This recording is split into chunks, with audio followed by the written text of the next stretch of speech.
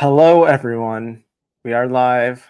Um, big show here today. Our final predictions for the Oscar nominations. I think personally, for me, the most exciting time of the season, especially this season, because I think by the time the nominations are announced, so many of these races are going to be very predictable. So this is peak excitement, I think, for a lot of these races. It's especially weird this year looking at everyone's predictions, how a lot of people have like nearly identical predictions. It may just be a very predictable year. We'll have to see. But I think both of us went out and took a few risks in some predictions. So you'll have You to got see, it. see You what have happens. to. Yeah. You can't just go with the chalk top five. You could never do that. But yes, hello to everyone joining us. Hello. And yeah, I always find the nominations a little more exciting than the winners, especially when I think there will be some exciting winning races this season. But I think for the most part, especially above the line, the screenplay categories will be interesting too. But before we get into it, Anthony, any overall things you want to talk about, or should we just hop into Best Picture first? Yeah, I just think that on that note of why the nominations this year I think are more exciting is just because we kind of know the films that are going to be in contention.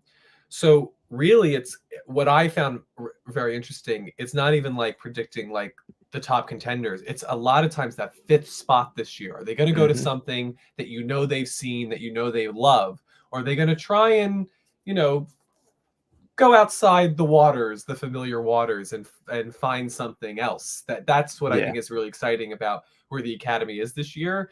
And I think between the two of us, I feel like we're gonna have a nice balance between risk and safe. I think So so. I think I'm so. excited I for our let I let discussion. my passion come through in a few categories. That probably doesn't make sense, but I think you guys can probably guess some of them.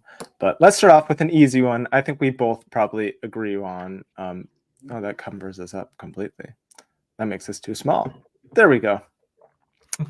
Best Picture. Everyone's got this 10, I think. I mean, you could take a risk, but I don't think that's a smart idea. I think this is just one of those years where this 10 is pretty obvious and there's not a clear number. What do you think number 11 even would be? I think 11 is Saltburn, and frankly, it's the Yeah, I only agree. one that I really could see climbing in here. I mean, you could say that Color Purple maybe had some late stage support thanks to the SAG Ensemble nomination, but I think, frankly, the fact that Fantasia Barrino was not nominated there independently speaks to that really not building the momentum it needs to. I was surprised to see that she got in at BAFTA, Fantasia. Yeah, but But I that's a just jury pick, I think. yeah, I just don't think the things are aligning for the Color Purple. So it wouldn't be the biggest surprise to see it there, but frankly, when a movie like Tick Tick Boom doesn't get in there, and we were all expecting that to get in, then it's hard to think of something like another musical, Color Purple, getting in. So I think honestly, Saltburn, with its late support surge, thanks to its Amazon Prime release, has a chance, especially because there seems to be a lot of positive feelings over that film that we maybe weren't Yeah. anticipating.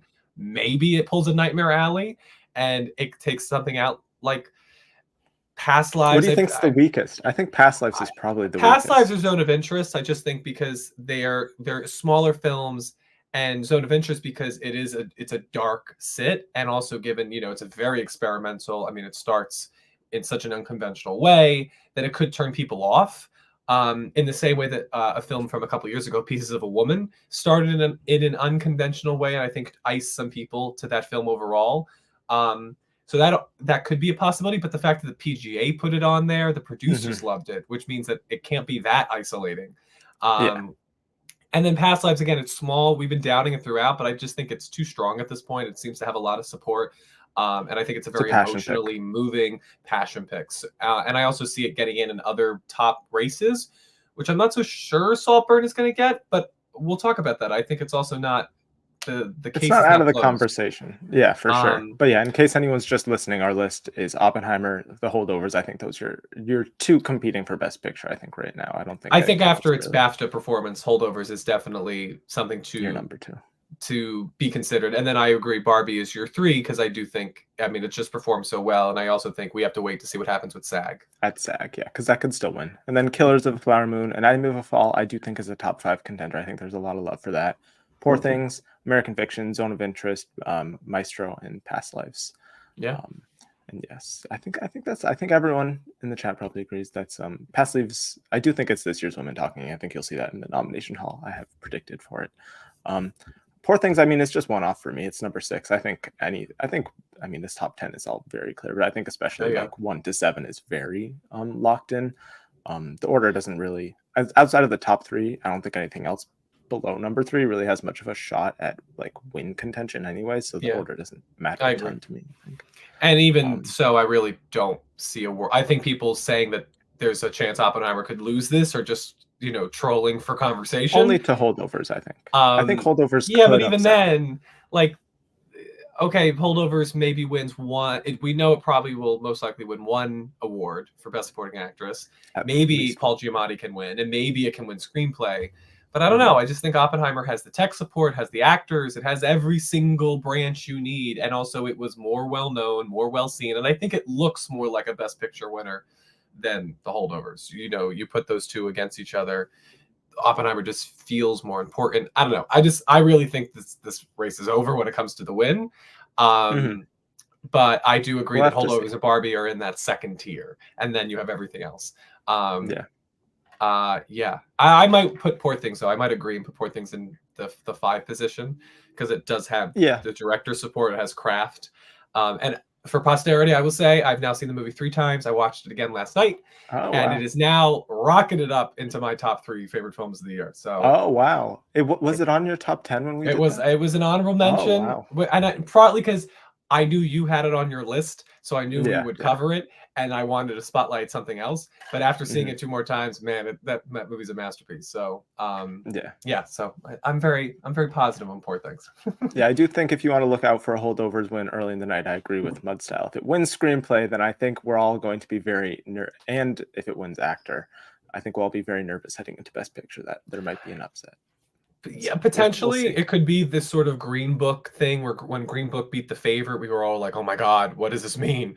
But at the same time, it's going to beat Roma more than The Favorite, to be honest. Yeah, but to me, I just felt because Roma was getting covered with director and cinematography and foreign language, like Roma was having its day. We didn't think Olivia Colman was going to happen, so we thought The Favorite would win Screenplay. That was going to be its chance to win something.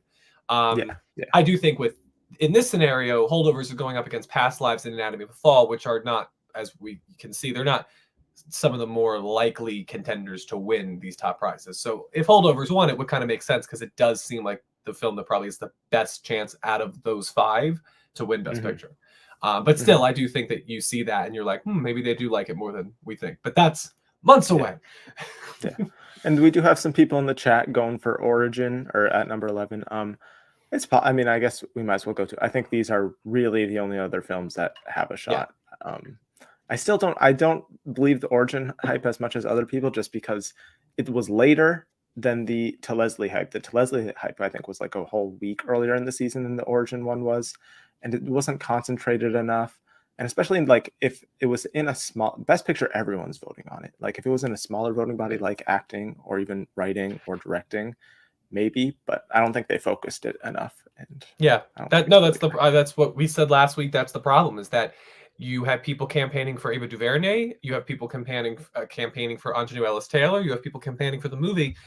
Andrea Riseborough was a very focused campaign. Get her had into much more Best Actress. Bigger people, I think. And I do think we heard more support for her from her peers, Cate Blanchett, Kate Winslet, Amy Adams, I just don't think we've seen Edward Norton. Yeah, we just haven't seen that same level. And again, it's just been spread across so many different categories. And I also think with To Leslie, it was available, right, to purchase. Like you could just rent it. It was on VOD, I think. Yeah. Yeah. So like Origin is just opening in theaters. Maybe you get a screener. Yesterday. Yeah. But like I think it's not as accessible as To Leslie might have been. So yeah, I frankly don't see it happening. I would love to see it happen because Origin is in my top 5 of the year, maybe my top 3. It's a fantastic film, but I just don't think it's going to happen this year.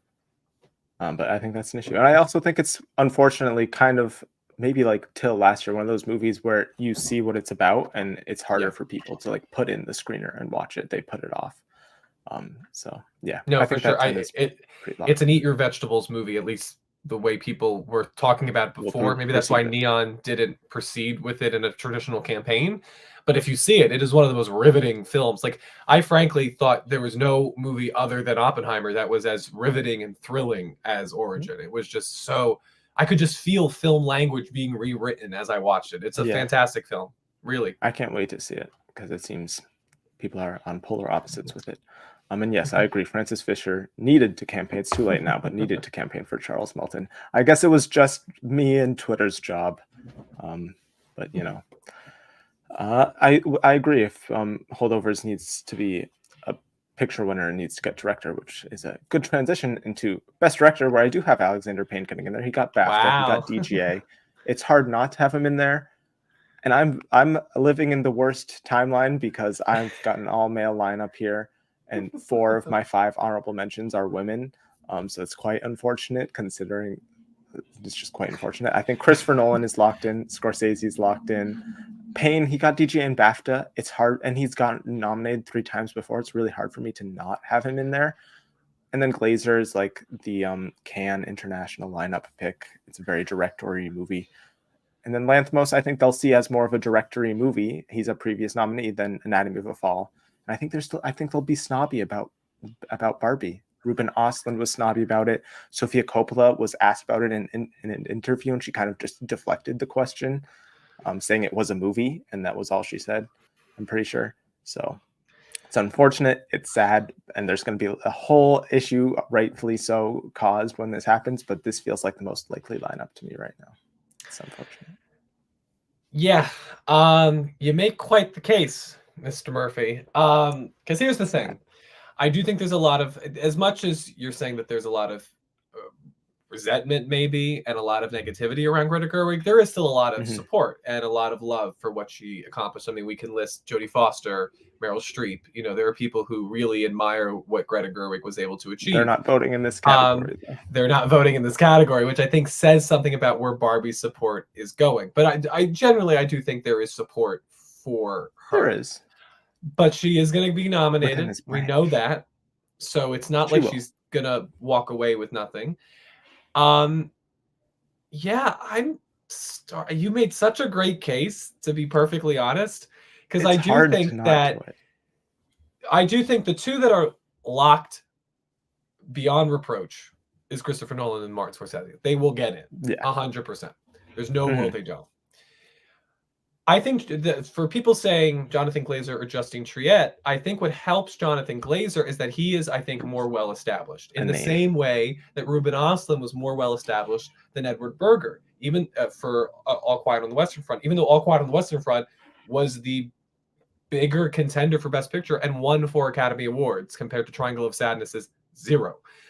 So it doesn't always matter like what movie is bigger, you know, or what movie did better on the European film circuit. A lot of times it is that name and it's the people getting behind the name. Thomas Vinterberg, I think, also an example of this.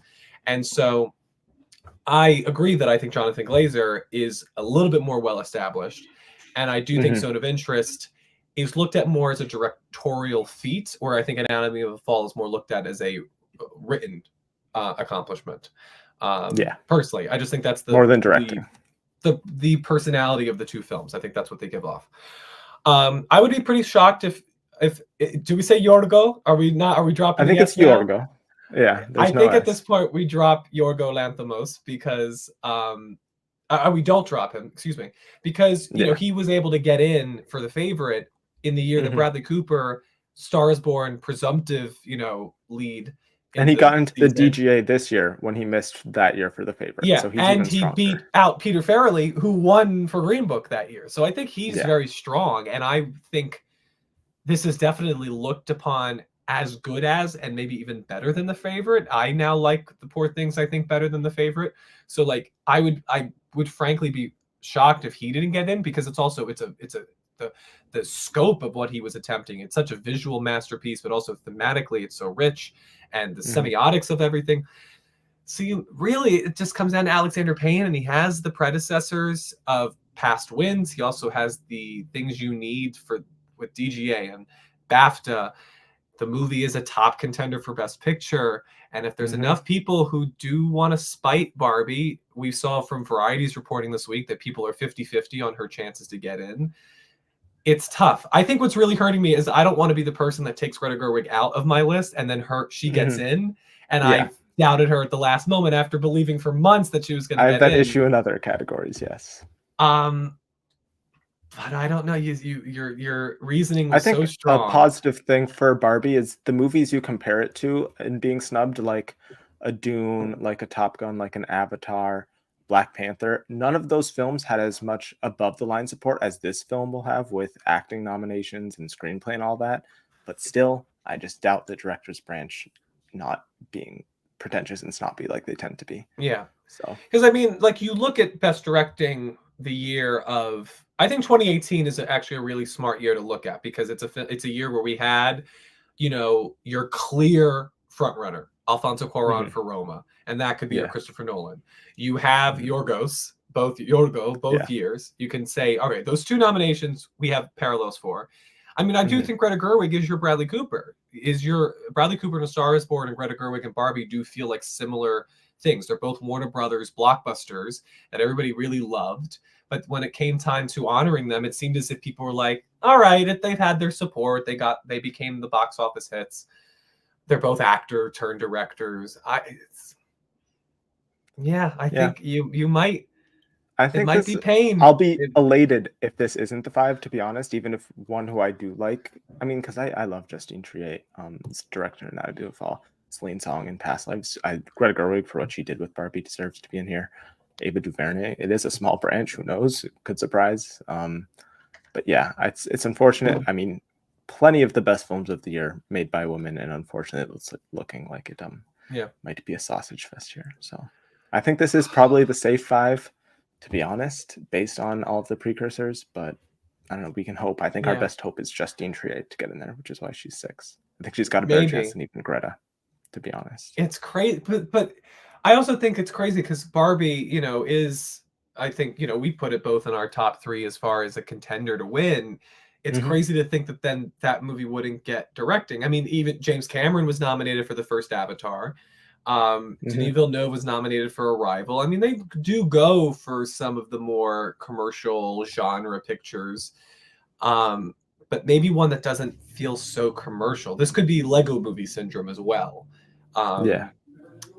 I think for both of us, we're gonna be, we're doing this conversation, but we still may change like minutes before the polls close.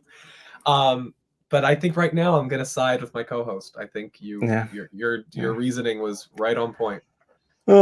It's upsetting, but let's move on to something a little happier. Hopefully, I think we can all agree on Best Actress. This is year 5: Emma Stone, Lily Gladstone, Sandra Hüller, Margot Robbie, Carey Mulligan. I don't even. Oh, wait, do you not have this 5? Oh, wait, yeah, you said you're making a different pick here. Okay. More than Best Director, this one has been driving me nuts because I think there are 4. Here's the thing: there are 4 people that I think will get nominated for sure. Emma Stone, Lily Gladstone, Carey Mulligan, Sandra Hüller. Those 4 are happening. I'd be shocked if those 4 didn't get nominated. I wouldn't doubt Margot. Here's the thing about Margot. Yes, she has gotten in everywhere. Who else got in everywhere? Viola Davis. There is someone every year who always gets in everywhere. Yeah.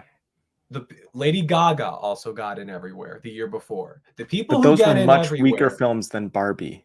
That is true, and that's what's really throwing me. That's what's really throwing me is the idea that those movies were not as well seen and they're not as popular within the Academy as we know Barbie to be.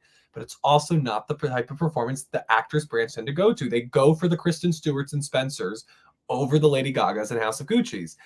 It's just what they do. And Greta Lee seems a lot more like a type of contender they go for. They don't go for Jennifer Lopez and Hustlers. They go for Kathy Bates and Richard Jewell.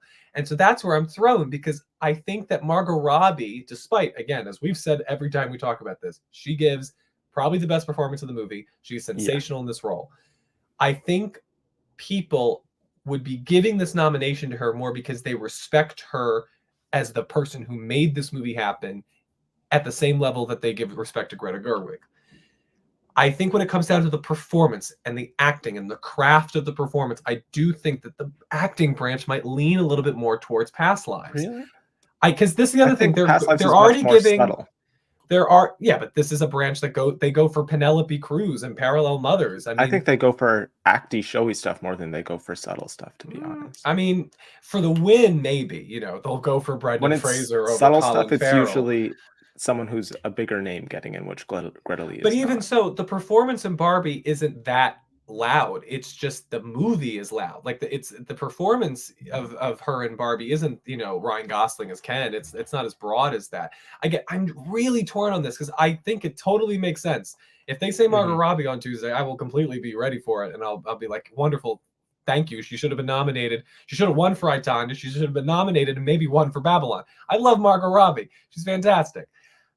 Yeah. It just, there's a part of me that's still ringing the alarm bells. It's like, this is not what the actor branch does. They don't go for Tom Cruise in Top Gun Maverick. They don't nominate the actors in Lord of the Rings. When they only nominated Ian McKellen for Fellowship. They didn't nominate any of them the year that it won Best Picture. They just don't tend to do this. And in the lead category specifically, that's why I'm really torn with this. And I know she's gotten nominated everywhere. Greta Gerwig's got both of her leads in her past films nominated too. I mean, But I there feel was pretty good Saoirse about this one. too. There was well, Margot's got 2 nominations on her belt already. What's the second one? Bombshell and I, Tonya. Oh, that's right. Completely forgot about Bombshell. I think they like her. Yeah, me They too. do like her, but I mean, not enough that they nominated for Babylon. I'm really torn. But Babylon wasn't anywhere near Best Picture. It wasn't a top 3 I know. Best Picture. That's true. That's true. That's true. I don't know. But then I feel like the same thinking you could give to Greta Gerwig not making it into director, you could say to Margot Robbie in Best Actress. I think it could be the same argument. That would be even worse if Ryan Gosling is like the major above the line nominee, but it's possible. But it's very possible. Yeah. If you're speaking to a sentiment, but see, the other thing you could be speaking to is we saw a lot of sentiments about Everything Everywhere being a younger picture, like a younger person's picture, and not like not getting it, but like you hear the thing of like, I respect it. I don't like it, but I respect it. And so that could be the same thing with Barbie. Maybe we're overthinking this, and there is going to be But I think also the people who you were talking about who loved the movie aren't voting and directing, but they are going to be voting here. I think actors like this movie much more than directors do. And we saw that and it at did SAG. get the acting ensemble, and it would seem odd that Margot Robbie doesn't get nominated. So again, I'm really toying with this. By Tuesday, I might go to Margot, but I'm going to, for this conversation, because you have Margot, I will say Greta, because I do think different. I don't know. It just, I look at Margot, I'm like, but again, I have to acknowledge we've never really had a female-led blockbuster the way that we have Barbie doing so well. Like, what's been the equivalent movie of the past? None of the movies we just mentioned when we were mentioning Black Panther and all these things, they weren't female-led. So we've never really had a case study that we can compare Margot Robbie accurately to, which I think is the other reason why then I'm so scared of it that I'm just feeling like they'll turn their eyes. They'll be blind to it. I'm really torn about this. It's I think the safe bet is the safe 5, but who knows? I think also worth mentioning, that's why she's number 6. I think Benning. I mean, she did get SAG, but I don't know. I think SAG is going to go 5 for 5 in a different category, and I don't think they're going to go 5 for 5 in all the categories. So can we bring up the Fraser's point about Kate Winslet and Titanic? Because I think it's a good comp. I think the thing about that is that I think it's safe to say that a lot of people would say that Ryan Gosling did give the best performance. I don't think that's we may not agree with that, but I think for a lot of people, they'll say they love Ken the most. Frankly, unless you were like a teenage girl who had a crush on Leonardo DiCaprio, I think everybody came out of Titanic thinking Kate Winslet gave the best performance, which helped her. I think that the fact that it was that's the thing that helped Ryan Gosling, is that when that movie came out, everybody was talking about him as Ken. Everybody. And it just seemed like a foregone conclusion. And that was, I think, what happened with Kate Winslet back before we were born. And also Titanic was the leading movie. If Barbie was the number 1 contender, then yes. It's close, but it's still not number 1. I think that is a good comp. It's probably the closest comp we're ever going to get, because that was also $1 billion blockbuster. But I don't know. I don't think it's as certain as people think it is, just because she got in at like BAFTA. I think because she got in at BAFTA, people think it's done. It's closed. It's a closed book. and I still Mhm. think there's a little trepidation. This is where we There's could get a surprise. maybe I'm predicting surprises elsewhere, but you can't take risks everywhere. So I guess you gotta be safe some places. Some people mentioning Kaylee Spaney. She did win at I think what was it Venice. But Venice. I just See, it that was that movie long didn't. ago. Yeah, that movie didn't really come together. I think the way it should have, and she's not a name like a Kristen Stewart in order to get in solely as the Yeah. singular nomination for that film. But And we'll see her the other next in thing Civil too, War. yeah. The other thing too, like you look at Kate Winslet, I mean, she had Oscar scene after Oscar scene. There were so many like fun moments throughout that movie. She made you cry. The thing with Margot Robbie that we've talked about throughout, like what is her Oscar clip? Which Probably the you, crying scene. yeah, which granted, Greta Lee's Oscar clip would also be probably a crying scene. And that is a Yeah, very subtle, one of them's much soft-spoken closer on the performance. face. Um, it's really I tough just don't because think the acting branch is going to love the Greta Lee performance compared to Margot. I think Margot is more acty friendly for what but they I go do think for. they love. I do think there is a lot of love for past lives, and if they are the acting branch and they know that Barbie's going to be taken care of, and they know that Barbie is going to get a Ryan Gosling nomination, they might want to spread the love. We know that that's possible within them to do that. Yeah, but she hasn't really gotten anything outside of what Globe and Critics' Choice, which has no crossover. She didn't even get saved at BAFTA, where TOU was saved. I have Yeah, well, doubts. BAFTA, frankly, the way they vote is so ridiculous that I It's feel like it's insane. I mean, hard to Lily like. wasn't there. Yeah, and let me just do this real quick. 1, 2, 3, Hmm. 4, 5, 6, 7, 8. Are you counting them? I'm counting. What are you So counting? Or frankly, if Greta Lee was nominated, then the only Best Picture contender that would not be oh, in that's the true. acting branch would be Zone of Interest, because I frankly don't think Sandra Hüller's doing the double nomination. Mm-mm. So that would also feel like, I don't know, you would have you. Let's put it this way: you would have every single movie in Best Picture represented with an actor, except for Sandra Hüller, except Zone of Interest. But Sandra Hüller is nominated, so that's another Hmm. thing potential. They might want to that you might see the Best Picture nominees reflected in the acting branch. It's very tough.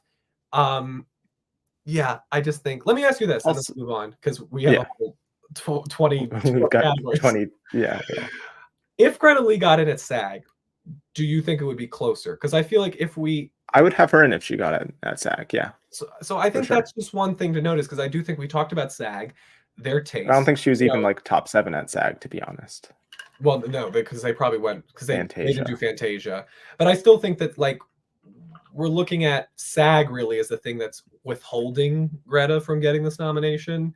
And we've seen SAG miss Kristen Stewart. You know, we've seen them miss this type of smaller, subtle Yeah, but performance Kristen Stewart was before. playing Princess Diana, and she was Kristen Stewart. That's true. But hey, they missed I don't Penelope know. Cruz too. She wasn't playing She was anybody. Penelope Cruz. But We'll get to again, her later on. She's Penelope Cruz. that's true. I know. Again, I'm just looking at it, and I just to me, Margot Robbie is not as I'm not as confident as I think everybody else is. I would love to see her get nominated, and I will probably be eating crow on Tuesday. But I think it's worth some Taking trepidation. risks places. Yeah, yeah. Also worth mentioning, this will be the 4th time in the Oscars history that all 5 Best Actress nominees are in Best Picture films. So there's that as well. Very rare, very rare. First time since I believe 1976 that that's happened. So interesting stuff there. Best Actor. I think this is another pretty easy 5. This is where I have SAG going 5 for 5 with Cillian Murphy, Paul Giamatti, Bradley Cooper, Jeffrey Wright, and Coleman Domingo. Coleman hasn't missed anywhere. I don't think. No, he even got in at BAFTA. So I mean, he could be the person who gets in everywhere and then misses. That could be him too. But I don't see Leo happening. Andrew Scott needed BAFTA in order to get in, and that didn't happen, unfortunately. And when you look at when SAG goes 5 for 5, their most consistent category that they do that in is Best Lead Actor. So I think this say 5 is the SAG 5, to be honest. Yeah, and I think Coleman Domingo is saved by is helped by The Color Purple. His name was in Mm-hmm. there once again. He's playing a real person. That always seems to Mm-hmm. help. They love it. Yeah, He's and I campaigning also hard too. yeah. And He's would you like to everywhere. share the fact about his nomination and why it would be so historic?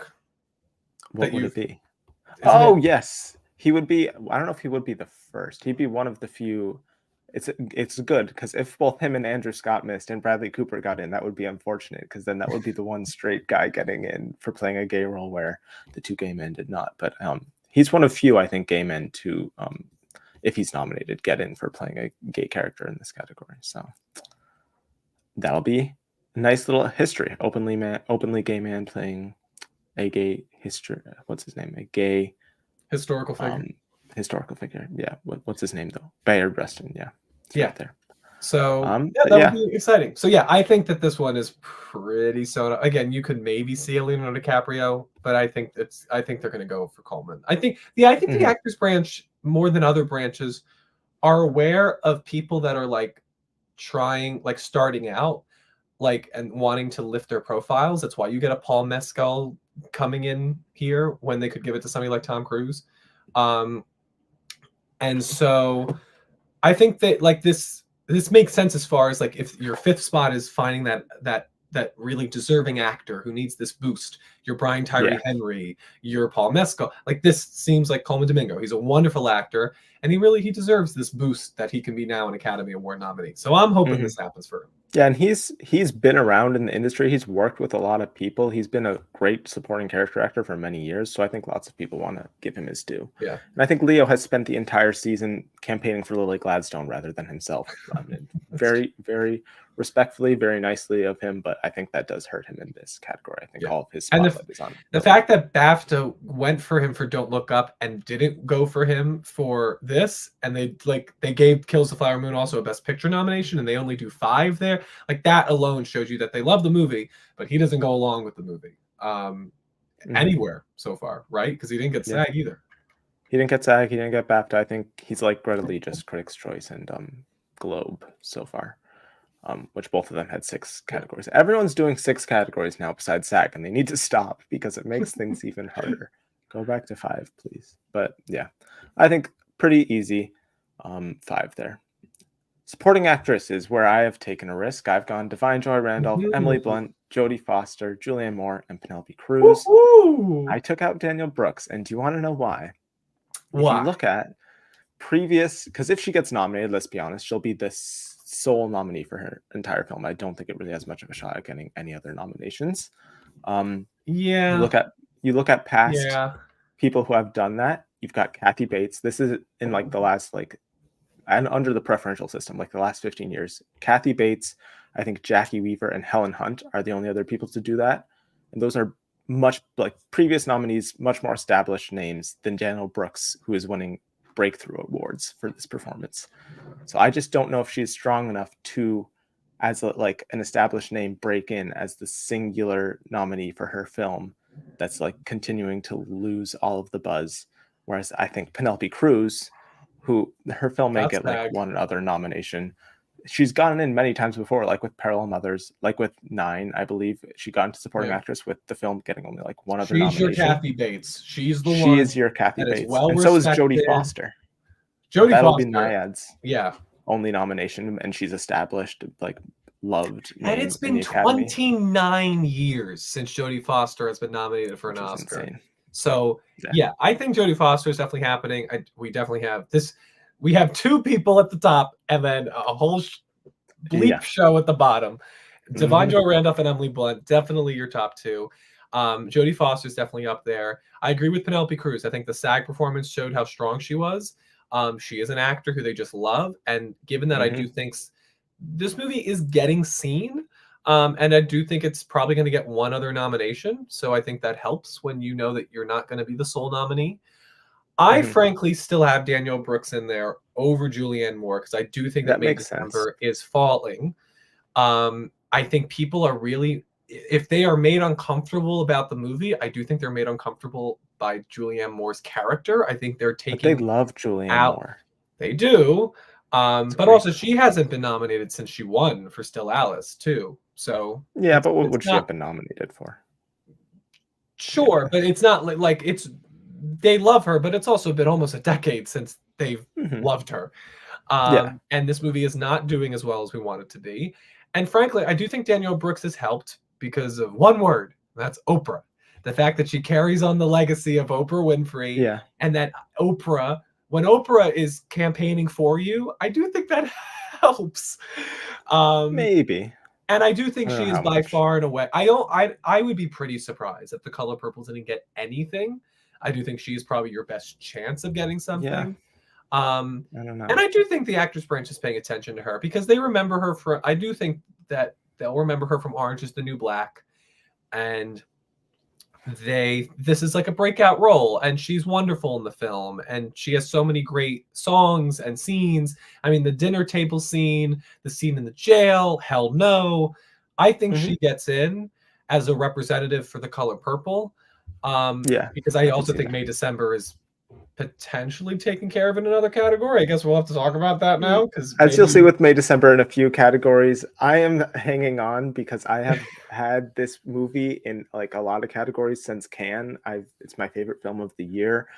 So it's a little bit of hope I feel dipping in bad. some cases, but I'm not going to let go at the last second and then it happens. I'll feel terrible. I know. That's So how I feel about Greta Gerwig, and I guess yeah, it's tough. I feel bad about Barbie. I do feel bad though because your favorite movie of the year is May December. My favorite movie of the year is Oppenheimer. So we're having very different yeah, award we're on very seasons. very different tracks, but I like Oppenheimer a lot Um, too. So but yeah, I think Jodie Foster's in. True Detective is on. It's doing great. She's been making a lot of great just at the Emmys, appearances everywhere. She was on The View a couple days ago. I think she's she's Jodie Foster. Yeah. Jodie Foster. I think she gets in. And we said it back when we reviewed it months ago. She's the best part of the movie by far. Easily. So And she's a co-lead too, so that helps her a lot that in helps terms her. of she's So got the screen time. yeah, again, I wouldn't be surprised if Julianne Moore maybe sticks around and maybe bumps Penelope Cruz down, because I do think May December is probably more seen than Ferrari being on Netflix. But you never Probably. know how far screeners travel. Especially with SAG. SAG screeners went out this week, so maybe people caught it in time. Maybe it was the last thing they saw because of the SAG nomination. It was fresh in their mind, and they nominated her. We can play these sort of hypotheticals all night. But I agree with you that I think she's strong. Jodie Foster's strong, and it comes down to that fifth spot. So I'm going to lean Danielle Brooks. I still think she I gets think it. also worth mentioning America for Barbie. If she Yeah. got in at SAG, I'd definitely have her in here. But the fact that she didn't get in at SAG makes me doubt it a little bit. That Well, see-through speech was great, she but did get in the at SAG ensemble, as the yes. ensemble, so Yeah. she is nominated. Yeah. And the See Her speech was after SAG noms closed. So that's the other thing. If we're Yeah. saying that the See Her speech is what's going to get her nominated because there was so much goodwill for her, then that was after SAG. And it's rare to have like only 2 out of the 5 nominees here in supporting be from Best Picture films and the rest from not. So if you want a third Best Picture nominee in there, I think America Ferrera is probably your best shot. I honestly have Rosamund Pike above Sandra Hüller at this point. Just because she's doing good. I haven't seen the I film, but it doesn't seem like that would happen. I think again, my thinking is if Margot Robbie is on the edge, then I can't. There's no world where America Ferrera gets in without Margot Robbie. And I don't know if I'm ready to And Greta commit to Gerwig that much Barbie. Like again, I love Barbie, and we know the actors branch loves Barbie because it got an acting ensemble. But do they love it enough to give it 3? Do they love it enough to give it the same number of acting nominations as Oppenheimer? That's what we have to ask ourselves, and I don't think that's happening. No, I don't think it's. I As think good it as might that monologue underperform is. a little bit. Yeah. Yeah. Lots of people thinking that Pike might get in. I also agree. Alison Oliver was my personal supporting actress standout in that film. I just don't think. I haven't seen the film. You could speak more to it though. From what I've heard, it doesn't seem like an Oscar-y performance. She's not the type of actress who gets a double nom. I think it's Sandra also Hüller? someone else said it. Yeah, it's No. too big of a year, I think, to do a double nom. I would There's be too much competition. shocked because I think a lot of times the double nom speaks more to the actor being beloved, like Scarlett Johansson, Sigourney Weaver, Jessica Lange. We know who these people are before. It's like, oh my God, what a year you had! This actor I already love. Yeah. For you to be like unknown to the American audiences and then a year later get 2 nominations, and both of them in these independent, contemplative dramas, it would be effing fantastic, but I don't see it happening. And Zone of Interest, frankly, is not that type of movie for the acting branch. If let's put it this way, I could never imagine a world where if we're talking about the acting branch nominating Margot Robbie and Barbie, they would never go for this performance. Not at all. Even the performance, even the acting branch that goes for Greta Lee, I still think they're going to have some trouble with this one because she is I mean, evil. just we know who these people are in the movie. If you look up what the movie's about, they're despicable people, and she doesn't come off very flattering. It's a great performance, but I still They don't think like evil women. she's going to get They're fine with evil men, but yeah. Yeah. And we also know she's going to get nominated, so they don't feel like they have to worry about this. If it does happen and she does get nominated, that would be for her. Wonderful for her. I'd be unheard so of. I'd be thrilled. Unheard of. But I agree. I think some people are thinking because of PGA that Zone is going to be this huge contender. I also agree Anatomy is stronger than Zone. I think it'll get some tech noms, picture, director, and I think that's probably it. I think Anatomy plays to the Academy better than Zone does. It's everywhere except the directing's branch. More accessible. I think the directors will go for Zone of Interest more. And Zone of Interest may end up getting more nominations than Anatomy of a Fall, but I do think that it will come up. It will be hard to win any of them outside of international feature, which granted, if Anatomy of a Fall was the French submission, probably would have won that category. So, and I think America Ferrera is probably the main person, her and Danielle Brooks, who I'm considering putting in, but I'm gonna stick with this 5 for now. I'd be happy to get 3 out of 5 in this category. I'm not giving up on May December, which is a good transition because I'm not taking Charles Melton out of supporting actor. I'm sorry, even though it doesn't make any sense. I mean, Robert Downey Jr., Ryan Gosling. Why isn't he Brian Tyree Henry? Let me ask you that. Why isn't he Brian Tyree Henry? Because that's what I'm thinking. Brian Tyree Henry was much more established of an actor, I think, than Charles Melton. He was on Atlanta, whereas Charles Melton was on Riverdale. I guess, but I don't know. I think when it comes down to it, when it comes down to it, the movies are kind of similar. They're movies that didn't perform overall, but they have famous women in them that attracted people to the movie, only for them to realize, oh my God, here's this great new discovery. Jennifer Lawrence brought people to Causeway and made people say, oh look, it's Brian Tyree Henry. And I think a lot of people might not have realized. They might not. I think they may have seen him in a different light. But I think they already knew about him. Yeah, but I still think he could be saved by the acting branch. Because I think we were just all very surprised of how much May December just did not perform at SAG. But I still do think that there's a difference between the acting branch and the Academy and SAG. I mean, I can see why the actors might not like it, to be honest. It's not very kind to actors. Its portrayal, at least, of Natalie Portman. But yeah. But I can't give up on him at this point. I've had him in since Cannes. He's been like one of my favorite performances of the year. I've been like pushing so hard for him.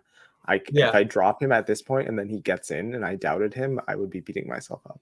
So, and I think if there's any voting body that would go for him, I do think it would probably be the Academy. The Oscars, more than SAG, more than BAFTA.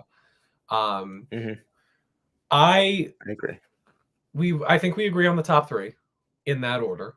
Those yeah. The only one who could miss, I could see De Niro being the person who gets in everywhere and somehow misses, but I'm not going to predict that. As I've said, I think The Irishman has everybody spooked more so than they should be. I think for this performance, he will likely get in. I see you say Willem Dafoe, and when I see Willem Dafoe in that list, I'm like, it makes sense. It's Willem Dafoe. He's nominated for the Florida Project. He was at Attorney's Gate. They nominated at Attorney's Gate, and like you see, and then I look at Willem Dafoe. I'm like, oh, this, the year that like Katrina Balfe missed for Judi Dench. I see it. I'm like, it makes sense. But how is Mark Ruffalo not the supporting actor? I like Mark Ruffalo's performance more too, but I don't know. Performance-wise, at least Dafoe got SAG. Ruffalo doesn't have SAG or BAFTA. Maybe it's the opposite. Maybe because didn't Katrina Balfe get SAG and then Judi Dench got the Oscar? Maybe it's the reverse. Maybe the younger actor gets the Academy. Because to me, it's because they both are beloved, and I think both would break the record. They both have the same amount of nominations. Yeah, they both have 3 nominations. I think I'm going to go Mark Ruffalo. I'll differ from you here, and I think I will keep Melton. I think this will be May December's only nomination. And it will be saved. I don't know how much sense that makes if you don't have it other places. I do, because I think it's going to be like Causeway. I really do think the actors will pay attention to this performance. They saw him win those early critics awards.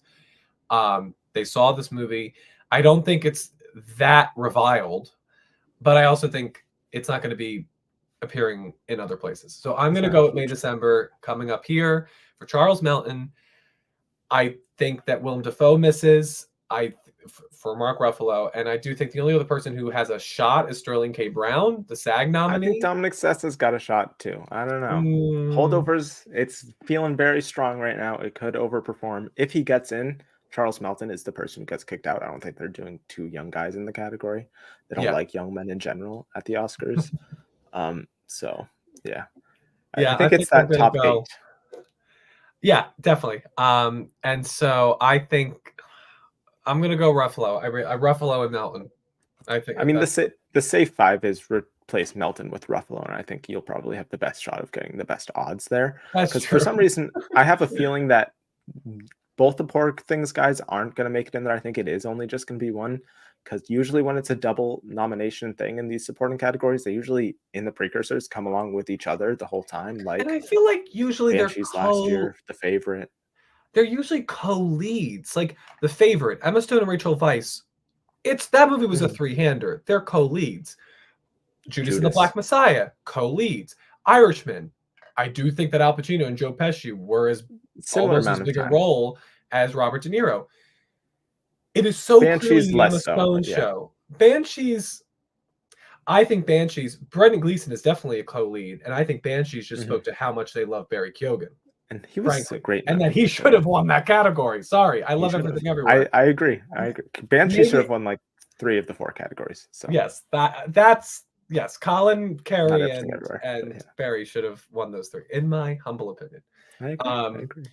But I think that's what's different about this is that Poor Things, it is so clearly the Emma Stone show. And then I would also think the Mark Ruffalo show. Like he is in a large chunk of that movie. To think that there would be 2 that year. That's why I think so showy.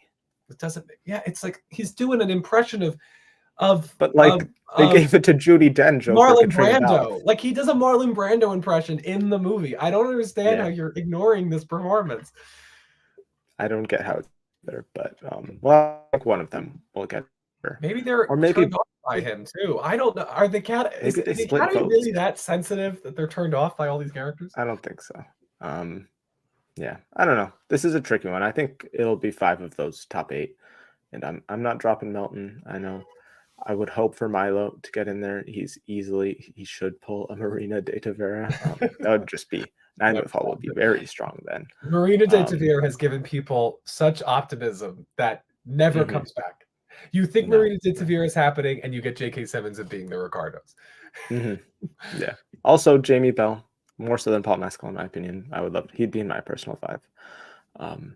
But yeah, I agree. I think Sessa, he is possible. I think he's very possible. I'm tempted because I don't know if he's still there, but when I looked like a day ago, he was 101 on Gold Derby, and I was like almost there, but I didn't do it. I've still got Charles at 101, so I'm happy there.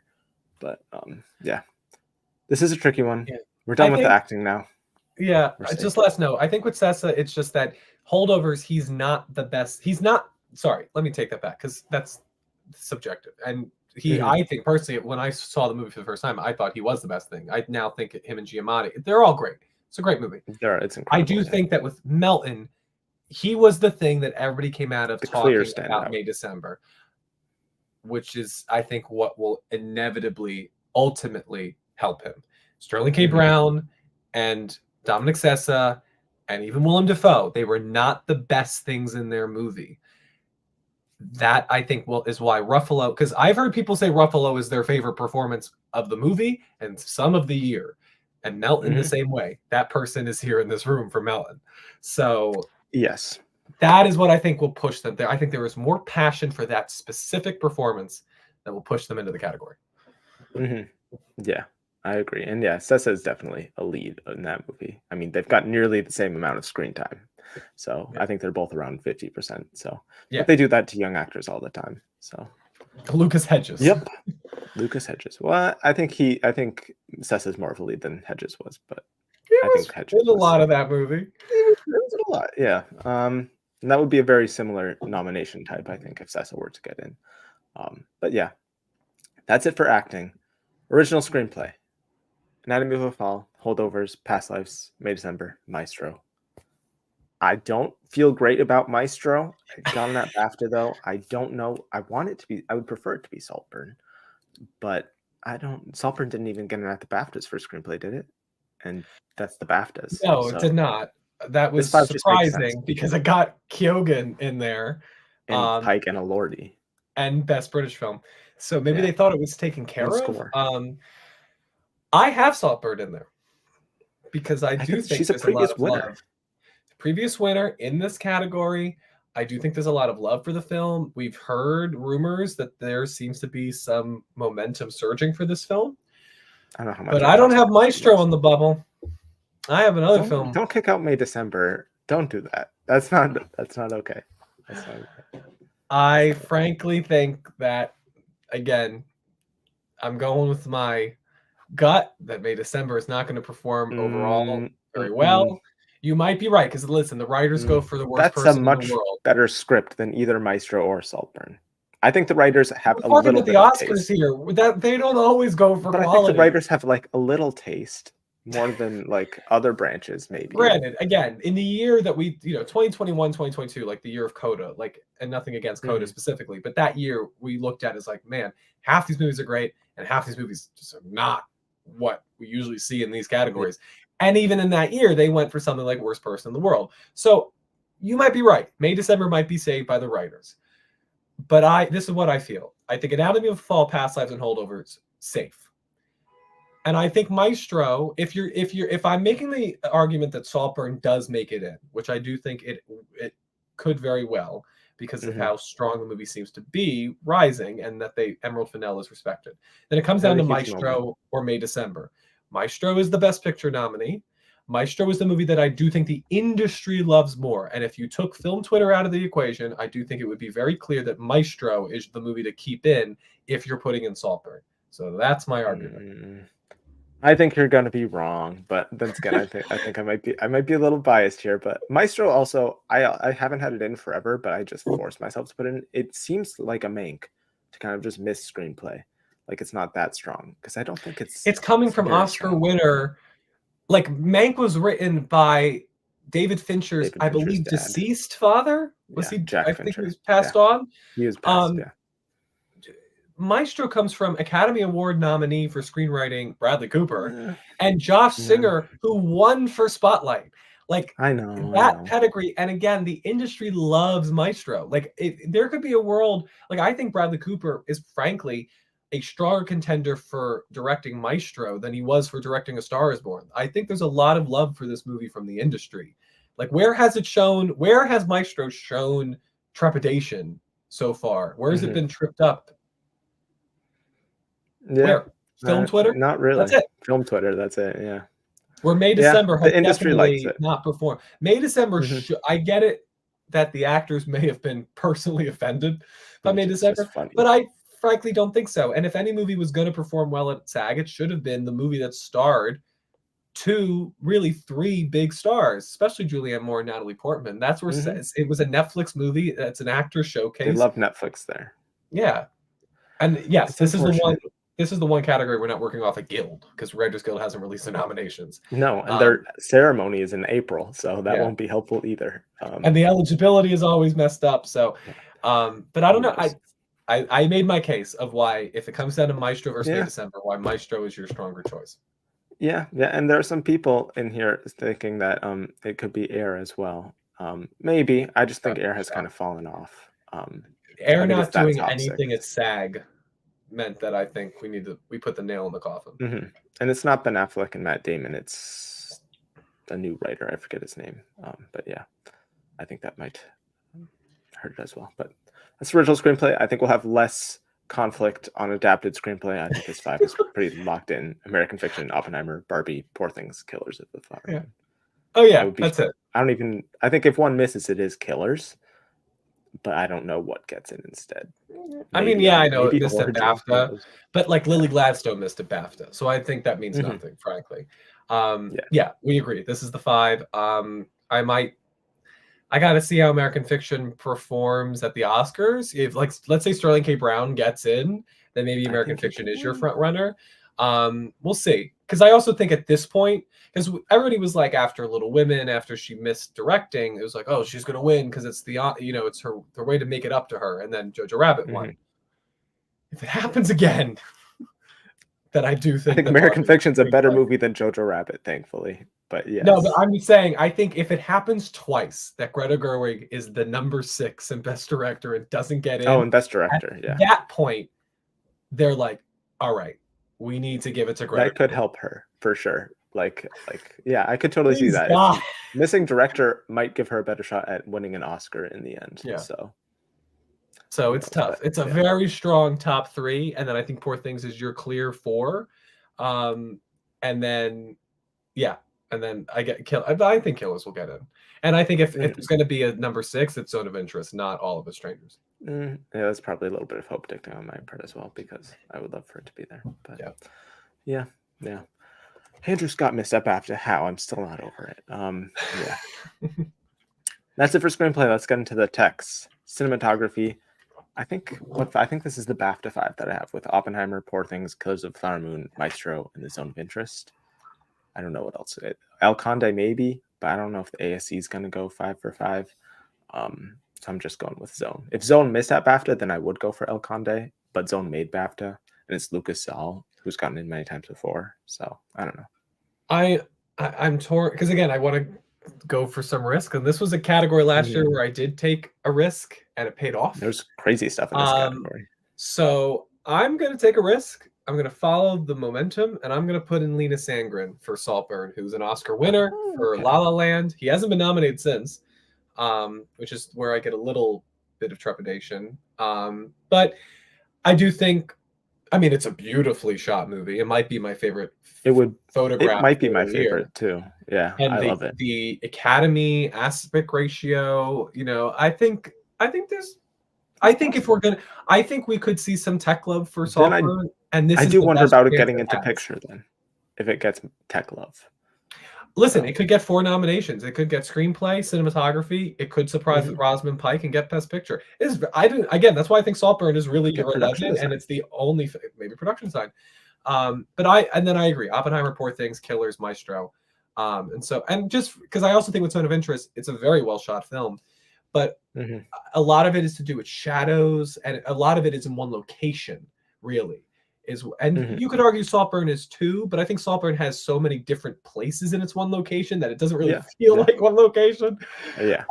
Where Zone of Interest, you're in that backyard a lot. So, yeah, I'm gonna go Saltburn. This will be one of my risks. I like it. Granted, if it's Saltburn or Zone of Interest, regardless, but this would be one of the best categories. This cinematography category. My God, all of these movies would deserve to win. Most of these movies have black and white in them as well, which is interesting. I think only Killers. Killers has like archival stuff, but I think Killers is really.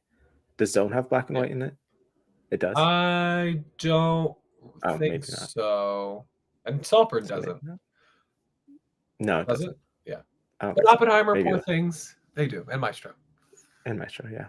And the Iron. There's a little love for Rachel McAdams in the chat as we were talking, and I think we both agree. When we do our own awards, don't you worry, Rachel McAdams will be represented. I will forever stay in Rachel McAdams. Exactly. But yeah, that is cinematography. Film editing: Oppenheimer, Killers of the Flower Moon, Barbie, Anatomy of a Fall, and the Holdovers. I've been predicting Anatomy of a Fall in here for a little while, and now everyone is doing it, and I feel a little upset. It's like, why couldn't you guys just wait until after the nominations came out to figure this out?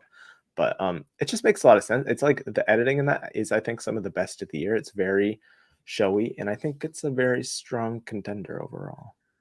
I think it might be a top 5 contender, so I would then have it. Good. It's a good potential thing, and so you think Poor Things would be the one to miss? I'm interested because I think Poor Things feel strongly about it. The most complaints from these movies, I think, pacing wise, than all these other ones. I think all these other ones are editing paced wise, but I don't think Holdovers has the same complaints as Poor Things in terms of losing momentum. So I think Poor Things would be the one to miss, or Holdovers. But I think Holdovers is a top 2 contender, so I think it's stronger in editing. Holdovers, and I'm not comparing the quality of the films because I obviously like Holdovers more than Green Book, but Holdovers seems like a Green Book type of nomination. But it would be deserving with Holdovers. It's a well edited film. I think Oppenheimer, Killers are very likely. Yeah, I could see a world where Barbie misses it if we're could worrying about it. maybe. Why am I so anti Barbie? I love this movie. It's in my top 3. I swear. I love this movie. It could underperform. It could. I'm just very worried. um, But you it's know, also got the sound thing to it as well, which we'll get to. But sound and yeah. editing do have they're No, I connected. think So I'm going to keep it in, I do think Anatomy of Fall is great editing, but I also wonder if we're giving the Academy too much credit with that. Like it is well edited, but at the same time, like I don't know. I'm torn because I think Poor Things also makes sense to me. Um, mhm. It could ooh, just I be think an I'm gonna easy 5 yeah I'm gonna keep yeah I'm gonna keep Poor instead of anatomy. Thing. I might change that by Tuesday. We'll see. We'll see. We'll We'll see. see. I don't know. I think anatomy is gonna do even better than I think it might be more than just screenplay, acting, and picture. I think it might sneak into it. Like it's kind of like a tar editing pick as well, maybe, in Yeah. that style. If Anatomy, Um, and I don't mean any disrespect, if Anatomy of Fall was like an American film, I might feel stronger. I don't know. I just something about it feels like hmm, the editing branch a might lot not of it's get in the English. I American don't. editing branch might not get behind this movie. But also, Maybe. Poor Things Maybe. is just as European and crazy. So what do I know? Hmm. Yeah, it Um, is. So we'll see. We'll see. I think it's those top 6. I think some people have Maestro in there, but I doubt it's that strong. Um, Yeah, I think that's really it. Zone of Interest got editing at the BAFTA, which was interesting, but which Ayush mentions. yeah, I don't know. You've seen it. I can't speak to its editing, but it doesn't seem like the type of movie to get an editing nom to me, though. it's great editing, but also, again, it's this is what's problem with this year is that all of the best picture contenders are great movies that are across all these different categories. Yeah, So it's kind of yeah, tough to be like, I mean, any of them could get it. Zone of Interest is a hmm best picture nominee. It could. yeah, Um, yeah, it's well. Listen, Zone of Interest, the atmosphere that that movie creates is unlike anything I've ever seen. It is the closest thing to experiencing what hell is like than mm, anything else on the planet Earth. So the editing is very good because it has to be for the movie to be as good as it is. yeah, yeah. American Fiction, maybe. I think it's definitely top 10. Poor Things Love. What But yeah, I I'm think. interested. What is your opinion on American Fiction? Because I do think after SAG, people are taking it more seriously, and it's a great film. Mhm. But I wonder if if it has really crossed over all that much. Like I'm Mm, worried. Like if it's because I don't know if it's that type. Like to me, American Fiction feels more like a film that gets picture, acting, screenplay, and that's it. Like it feels much more like a past yeah, lives to me than a holdovers. I think Holdovers is taking its spot in a lot of those categories. I think they fulfill a very similar thing, and I think Holdovers is stronger and is therefore taking. I don't think Yeah. both of them can get in, so I think it's taking its spot. So, but I think it's still a pretty. I think it can win screenplay, so I think it's still a pretty decent contender overall. Yeah. Um, Best costume design: Barbie, Poor Things, Killers of the Flower Moon, Napoleon, and Maestro. Lots of people have Oppenheimer in here. Oppenheimer's pretty much made it everywhere it needs to get. Really? I don't. It pretty much, yeah. It's I gotten don't think it's really. costumes everywhere it needs to get. I don't know about everywhere, but I think better than some of these other movies it has. It's done very well for costumes, surprisingly. But I don't Ooh, know. I I might just don't maybe see it. consider it I don't see it. I because think it this was can't get absolutely every category, so I think it's going to miss at least here. was my thinking. Is I originally I don't know. I think I didn't update this for a while because I had Yeah. Wonka, um, If it got in at and BAFTA, maybe, but it missed at it BAFTA miffed at for BAFTA. Which just again, yeah. I really, oh God, BAFTA drives me crazy, as I know it drives you crazy watching your reactions. It did. It um, didn't feel all over it. so okay, let's talk about what we know. We know Barbie, we know Poor Things, we know Kills the Flower Moon, and I Hmm. agree with you, Napoleon. I think this is where because it's I really forget the who it only one is, that's but I like think period, like it is it's a name true as well. period. Um, and so then it comes down to Wonka, Maestro, and Oppenheimer, and you I might can't. I like. think you can cut out Wonka after it missed at BAFTA because it also Wonka also underperformed, I believe, at the Costume Designers Guild and didn't get nominated, so it needed BAFTA. And Yeah. Maestro is Mark Bridges, who's gotten in many times before. and it does have all those Carey Mulligan dresses. That's It true. could And I just guess could that just be my Oppenheimer. fantasy, because I'm almost like go fantasy because the costumes that are more intricate, but you have that with Barbie in a way, and Poor Yeah. Things. So Yeah. maybe then I don't know. Then maybe I go Oppenheimer because I do think they could just be checking it off like they've They done could in be. the past. I mean, But I Joker just was don't think nominated for one costume. the One. costume design branch usually has like can throw out stuff for stuff that isn't a huge contender, like a Cruella or something like that. But they could just go with Oppenheimer. I don't know. Yeah. That's why it's my Also, I number think 6. But it's not completely shut out. If Color Purple is going to get a tech, it'll be here. I do think this here is are the production best chance to design, get a but tech. I it mean, there's a whole song singing about Fantasia's pants. It's mhm. like it that seems movie ridiculous. that movie bombed with all of the costume and production design I precursors know. though. So That's what I I just doubt find crazy about it. It's like they have this whole song about the hmm costume design in the Yep. movie. Honestly, Little Um, Mermaid might have a better shot with I forget um, who it was that did it, but my yeah, heart would sing. But yeah, I mean, we have our commenters mentioning maybe it. Saltburn Saltburn. too. Yeah, That's I would nominate maybe. it. Some beautiful I Yeah, there's some costumes. great costumes in there, especially at that final party. Lots of great stuff there. Yeah, But I yeah, think, man, would you have the same 5? I'm sensing you will.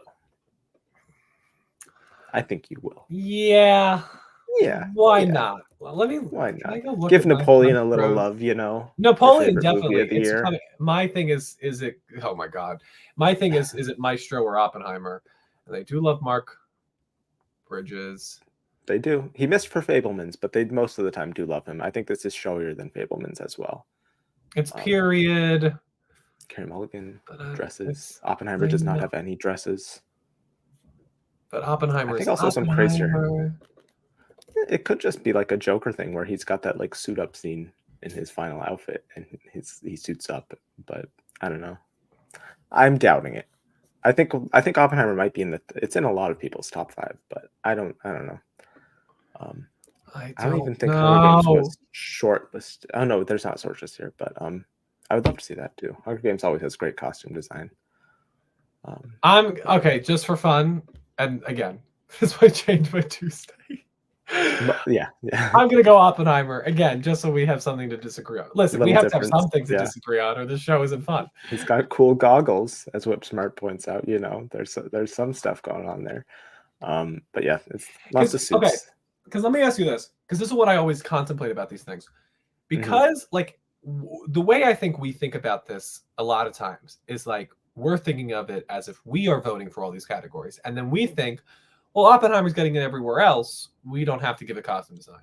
But the costume Hmm. designers, if they love Oppenheimer, and let's say they think the top 4 are the deserving designs, but their Oppenheimer is their objective favorite movie of the year, then it would then make sense that they give that the 5th nomination, because it's not like they're nominating other categories. They only get to nominate within their branch, and if they love that movie that much, it could get in. That's where I then get thrown, because Maybe. I'm like, that feels I just like if I felt that I wanted to nominate my favorite movie of the year and it Would you wasn't making nominate the list, Oppenheimer in costumes though? if I let's put it this way, if I only could nominate for one category and it was for costume design, like that was my one chance to to nominate something, I might put my favorite movie of the year in there if I Maybe. felt it was at somewhat deserving. Because honestly, like Yeah, Oppenheimer that's or fair. Maestro, they're not that. It's not like Maestro is that much better. You know, No, it's it's better though, I prettier. think. It's It's prettier, definitely but prettier. I mean, Um, listen, Oppenheimer also does what The Irishman did, which it tells, decades long. You're dressing him a certain way in the college scenes that you're mhm. differently in the trial scene. It I don't tells a know. story. It does tell a story a little bit with the way Oppenheimer dresses. I do So think it is worth mentioning that the comparisons of Irishman and Joker, which I think we compared to the costume branch, like all of these branches pretty much, is kind of like a click a little bit. They like certain people who, and when they like those people, they get in a lot of times rather than new people. And this would be Oppenheimer's costume designer's first nomination. She's never been nominated before, whereas both Irishman and Joker had established costume designers. And Napoleon has it, and Maestro have established costume designers. yeah. Yeah, Whew. yeah. So are you sticking with Oppie? For now, I'm gonna stick with Oppie, but Yeah. Yeah. I didn't expect this conversation to be this fun and this challenging. It is fun. It is I fun. feel like this is way more challenging than last year's conversation. Maybe. And I'm sorry, fellow Anthony. I'm fighting you on every single point. You have a right to your opinion, Anthony. No, please. we We're having a do this all the time. conversation, We've been doing people. this This would be almost boring if every for we agreed on 3 everything. We've been doing this every week for 3 years at this point. Believe me, I don't think anything we could say to each other would ever get us actually upset. I'm red shirt, your glasses guy. I guess I'll have to wear a red shirt forever. But yeah, a lot of discussion on costume design, I guess. Moving on to production design. Barbie, Poor Things, Oppenheimer, Killers of the Flower Moon, Zone of Interest is my 5. Production design, let me pull it up. Because I think that top 4 is pretty safe, and Zone got in at BAFTA. I think Zone of Interest could kind of be like the father costume design nomination, where it's just stuff within the house. Yeah, it's smaller. And Parasite got nominated, right? Yeah. Yeah, I think so. nominated. I hope so. Yeah, I'm torn because I also think Asteroid City has a chance, a small chance. They don't do singular costume or singular production design nominations. Usually, if you get in, you're getting nominated elsewhere. Yeah, so I will defer to you. I think Zone of Interest, this is a fun little craft category you could sneak into. And I think what I said about cinematography and it being one location, it's one location. It had to be well shot. And I think what helps too is that the location of that film is so important, and the atmosphere of it. And I think that will go a long way into getting it this nomination. The other 4 are surefire. I mean, those 4 are locked in. Yeah. And all good, Anthony. We're just having a little fun. Thank you for loving the show. And yeah, I think Salt would be fun. I think but I think it's that top 4, and then I'm gonna go for Zone. I think I feel like we're very lucky. We don't have a lot of trolls in our no, we don't. Viewership. We have very nice people. Positive. We have very nice people. We're thankful for it. Watch, I say that, and now they're all going to come out against us. There's going to be a bunch of trolls popping up. All the Napoleon fans. Yeah, I don't think they're going to be here. Makeup and hairstyling. Speaking of Napoleon, I've got, it's not in my 5. I've got Maestro, Poor Things, Oppenheimer, Society of the Snow, and Golda. Or Society of the Snow. You dropped Last Voyage of the Demeter, have you? I did. I had to do it. They don't do horror movies, and it is kind of a horror movie. It is still my number 6. So if there's a surprise, it should be Last Voyage. But I forget. I think it's like MHS, whatever. Oh, MUHS, whatever it is. The like makeup and hairstyling guild precursor. It did not do very well there, whereas Golda did. And Golda is like what they like. It's transforming a known actor, making them look different. It's Maestro as well. So I don't really know what else. Killers. I don't see the makeup in that. To be honest, I don't see it happening. Napoleon, same for that. It's really just like maybe more injury stuff more than makeup stuff, and a lot of hairstyling stuff in Napoleon. Beau's Afraid I'd love, but I doubt it. And Ferrari, once again, I don't understand that. So I'm just going with this 5. Well, we agree on the top 4. Are you doing Killers? Because I just don't. I will point out. Who saw Golda? Who saw this movie? Like, well, yeah, but they nominate crazy stuff here as well. Like they nominated Coming to America, the sequel. They don't really care about that movie. Was seen. It was Eddie Murphy. Like who's? I know, but like movie? Still, I will point out a lot of Lily Gladstone's sickness stuff was done with visual effects as well, so that might hurt that. But I could see it for that film for the native costuming, but I don't know. Yeah, who saw Maleficent 2? But again, these are like make a decent they didn't get seen, but like it's Disney. These are popular names. It's Helen Mirren. I guess, but it feels she like doesn't look like Helen Mirren. I guess.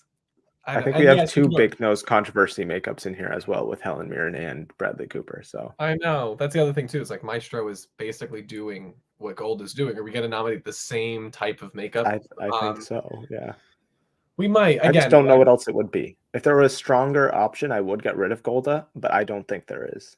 So I'm just going to. Because what would Killers of the Flower Moon be nominated for? Like what about it? That's what I'm being thrown about. Because that would be the thing that would be the movie that makes sense is on this list. given its performance in other categories, but I just don't. What is it? Again, the I think teeth. there's maybe some hairstyling stuff, but once again, this is really just a best makeup category. They don't care about the hairstyling. Um, and it's really just his teeth in terms of makeup. So Yeah, I don't know because I just Golda, best Academy Award nominee. That's hmm it's just a hmm little hard for me to I think. think it's gonna happen. I mean, that Diane Warren movie was nominated last year, That's so different. That's I Diane don't Ward. think. Put her in a category to herself, as we'll get to. Yeah, Also, for people yeah. who are asking, this is water. Oh, This it's is not not, tequila. no, it is not. I don't drink. Not The hardest tequila. drug I do is Coca-Cola, Mm, which Anthony might does be coke surprising. confirmed. Yes, but I swear I Yeah. do not. Um, I guess there are injuries. I mean, but you can say the same thing about Napoleon and even Ferrari. Ferrari has weird stuff in it. So, Yeah, but and those movies Guardians 3 again. should be here, but Yeah. it's insane that it's not. But I think Killers helps that it's a best picture. So again, I will go Killers to give us variety because I do also think I don't Mhm. know. Golda, really? Really? I don't know. Really? I feel. I don't know. We'll see. We'll see. But I think that's. I don't know. That top four is pretty safe as well. So Yeah. I keep forgetting the in Society of the Snow, but oh well. Best original score. I've got Oppenheimer, Killers of the Flower Moon, Poor Things, Spider-Man, and Indiana Jones is getting nominated. People, prepare, cope, do what you have to do before the nominations come out because I feel like it's John Williams. I don't think Zone is going to get in for what's like 10 minutes of score. I don't feel 9 minutes to confident about score. that. It's at the beginning. Here's the thing, and this is why I'm torn. Mika Levy hmm got in for Jackie. Jackie, not a Best Picture nominee. Zone of Interest No, but probably will. I think there's a lot more in Jackie than there is in Zone. But I But could see it. That's why it's my number 6. I could see it. I think only the top 2 are safe here, to be honest. I it could see just. Poor Things miss because it underperformed at, I forget what it's called, Oh, the I papers don't. I were. think Poor Things will get in. I think your I top think it four can are miss. likely to get in. I'd I be think pretty I surprised. only feel Maybe Michael confident Giacchino and about the top 2. Society of the Snow gets in. I don't think. I think if someone else gets in, Maybe, it's probably Joe Hisashi for Boy and the Heron, or maybe even what's his maybe. name, Newman for Elemental. But American Fiction has a nice jazz score as well, so that could be a surprise. yeah, if they I think the really score love the is used movie. very well in that. This is Yeah. my thing, and we talked about this. John Williams does not have the same level of respect when it comes to Indiana Jones that he has for Star Wars. He did not get nominated for Kingdom of the Crystal Skull, and he's not always nominated. He didn't get nominated for the BFG. hmm Yes, he got nominated for Fablemans, but that was a Best Picture contender. And the only other recent nominees he's gotten are for Best Picture contenders and Star Wars, which Indiana And he's Jones is gotten. not. It's worth mentioning he's gotten in at BAFTA for all of those, which he did not get in for here. Yeah. But And so I still, think the I don't only know. thing, the only thing that people are clinging to for Indiana Jones is that he got the Grammy It's John nomination. But are Williams. we expecting Poor Things and Zone of Interest to be Grammy nominees? So No, I'm gonna go out on the limb and say Zone of you can Interest say because I do Zone. think Okay. it starts with 10 minutes of score, just hmm score. Like hmm what other movie makes you remember the music as having that much of a that much of a focus on the music? So I'm gonna go Zone of Yeah. Interest, and then I agree with you the other four for sure. Yeah. Yeah. And Oppenheimer's And winning hands down. oh, for sure. I honestly, I will say again, I think only the top 2 are safe there because I think Poor Things is a first time score. I think it could miss, but I think it's showing enough to still get in. Daniel Yeah. Pemberton never been nominated before. Oh well, he's been nominated for that song, but not in score before. from And from when Child of every Chicago song, 7, yeah, right? that one Yeah. song that's about fighting for something. There's definitely more, not more than one of those. But yeah, I think it's that top 6. I would love to see a Yeah. nice surprise from something else though. But I can tell you yeah. this, other than Oppenheimer, I can hum you more themes from Poor Things than any of these other scores. Yeah, me too. Me too. I love Poor Things score. I honestly might. I probably like Oppenheimer more, but Poor Things is probably my number 2. So there is that. Sound. I've got Oppenheimer, Barbie, Maestro, Ferrari, and the Zone of Interest. I really wanted to find a way to get Napoleon in there, but I didn't. It just makes sense to me. It's like a war movie. I don't like the movie. I don't know why I'm pushing for it, but like a war movie, there's lots of like war weapon sounds. But Ferrari has performed exactly how it needed to.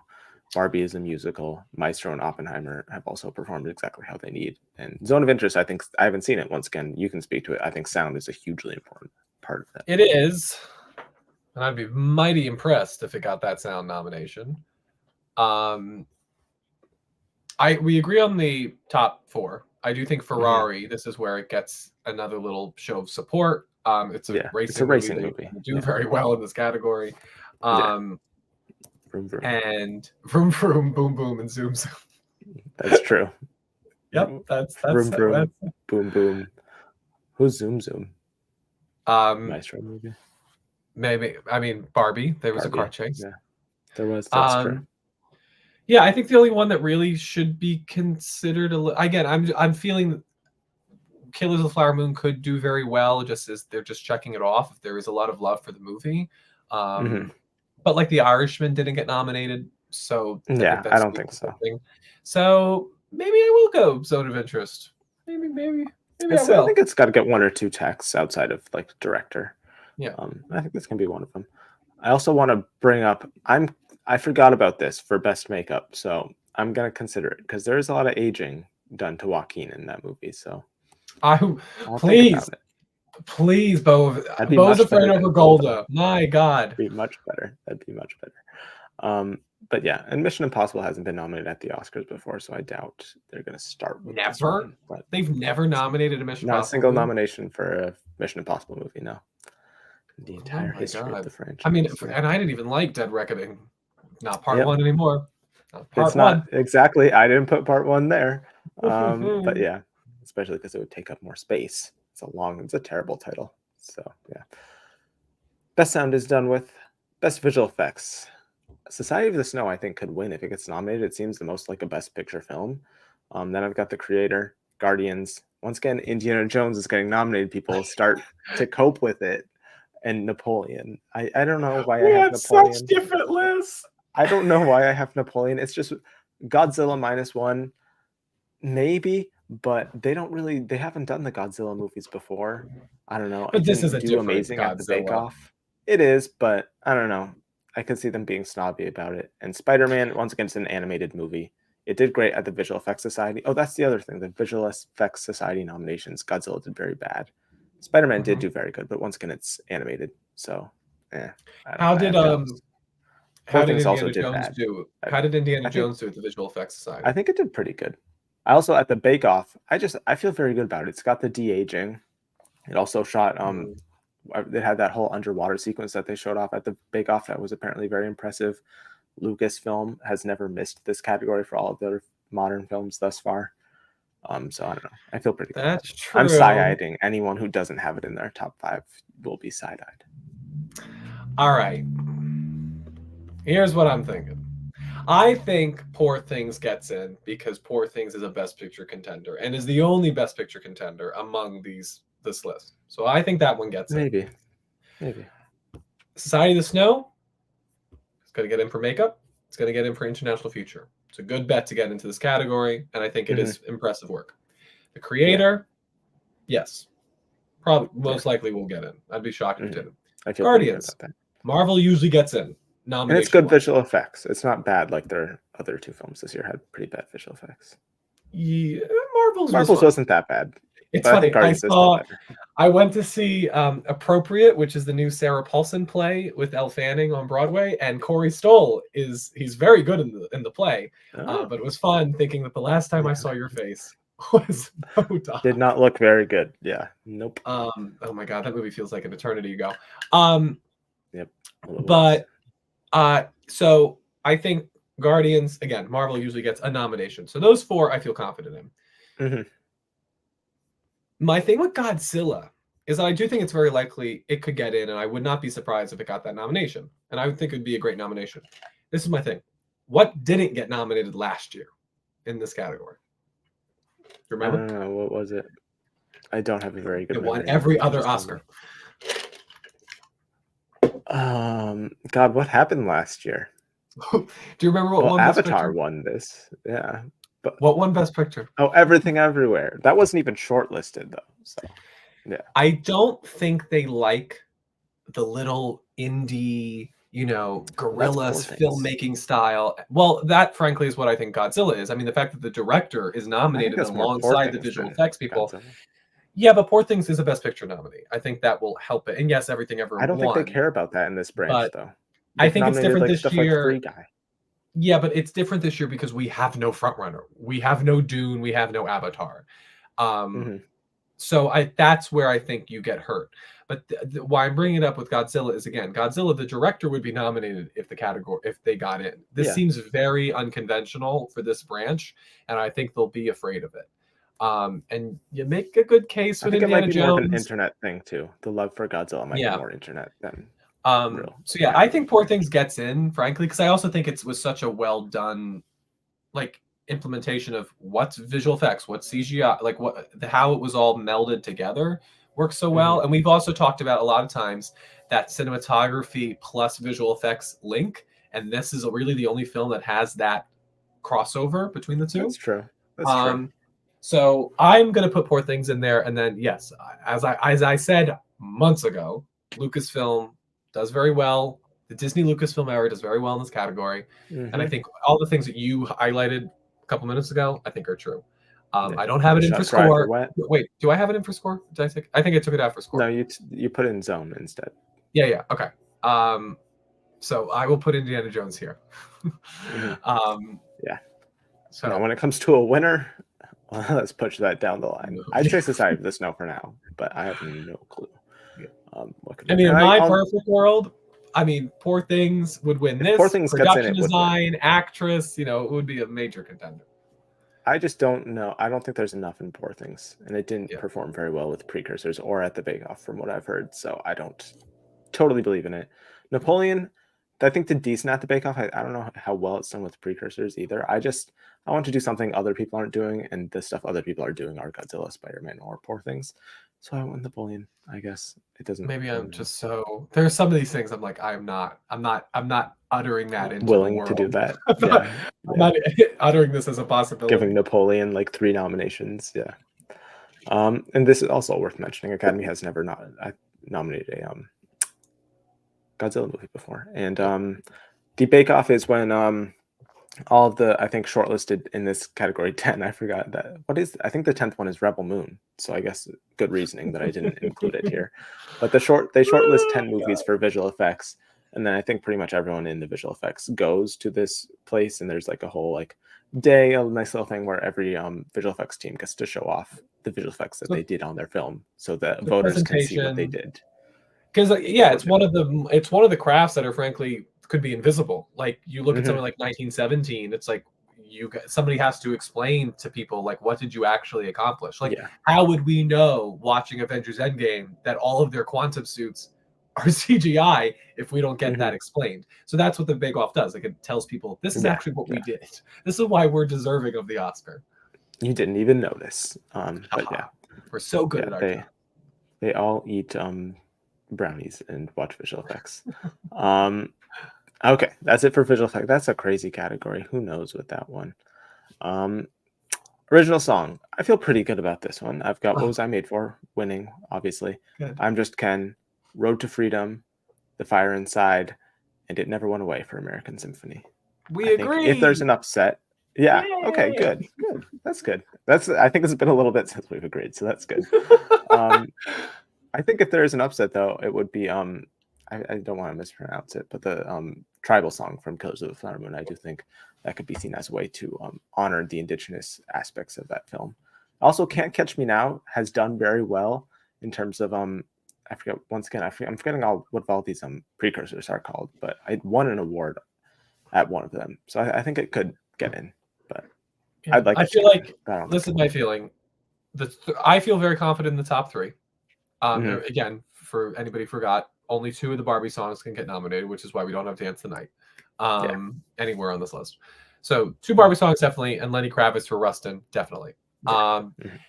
and then Diane Warren is the Flaming Hot song, which is why we think that will get in. She's And to always, somebody yeah. mentioned it earlier, if she won one of these, would they stop giving it? No, because she won an Oscar. She She has has an an honorary honorary one. Oscar. It Hmm. doesn't stop it. It's what Um, happens with the branches. It's the same thing as John Williams, pretty much. They have their people who they love and will keep giving love to. yeah, And Diane Warren is that way in the original song or whatever, the music branch. yeah. They really respect her as a journeywoman songwriter, Hmm. and they'll do it every year. and they will probably do it again this year for a movie that more people have seen, like Than last proportionally year. Yeah. than a lot of her other films. Still will be one And of the then, least seen nominees this year, but yes. yeah, of course. And then It Never Went Away, I feel, because American Symphony It's will very likely get a emotional. documentary nomination. It is an emotional song, and it's from a Mhm. Grammy winner, like a Yeah. major An Grammy Oscar winner, winner as well. Jean-Baptiste. Yes, because he won for Soul. He won for So Soul. Yeah. yeah, I just think that has a better chance than a lot of these other songs. Some of them are credit songs. Some of them, you may not remember them within the context of the film. Like, I don't know. I think Yeah. It Never Went Away makes sense. Yeah. Yeah.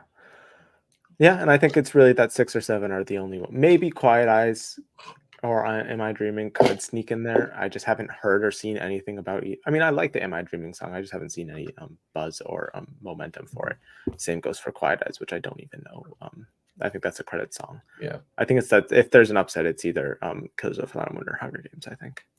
Mhm. So that's that.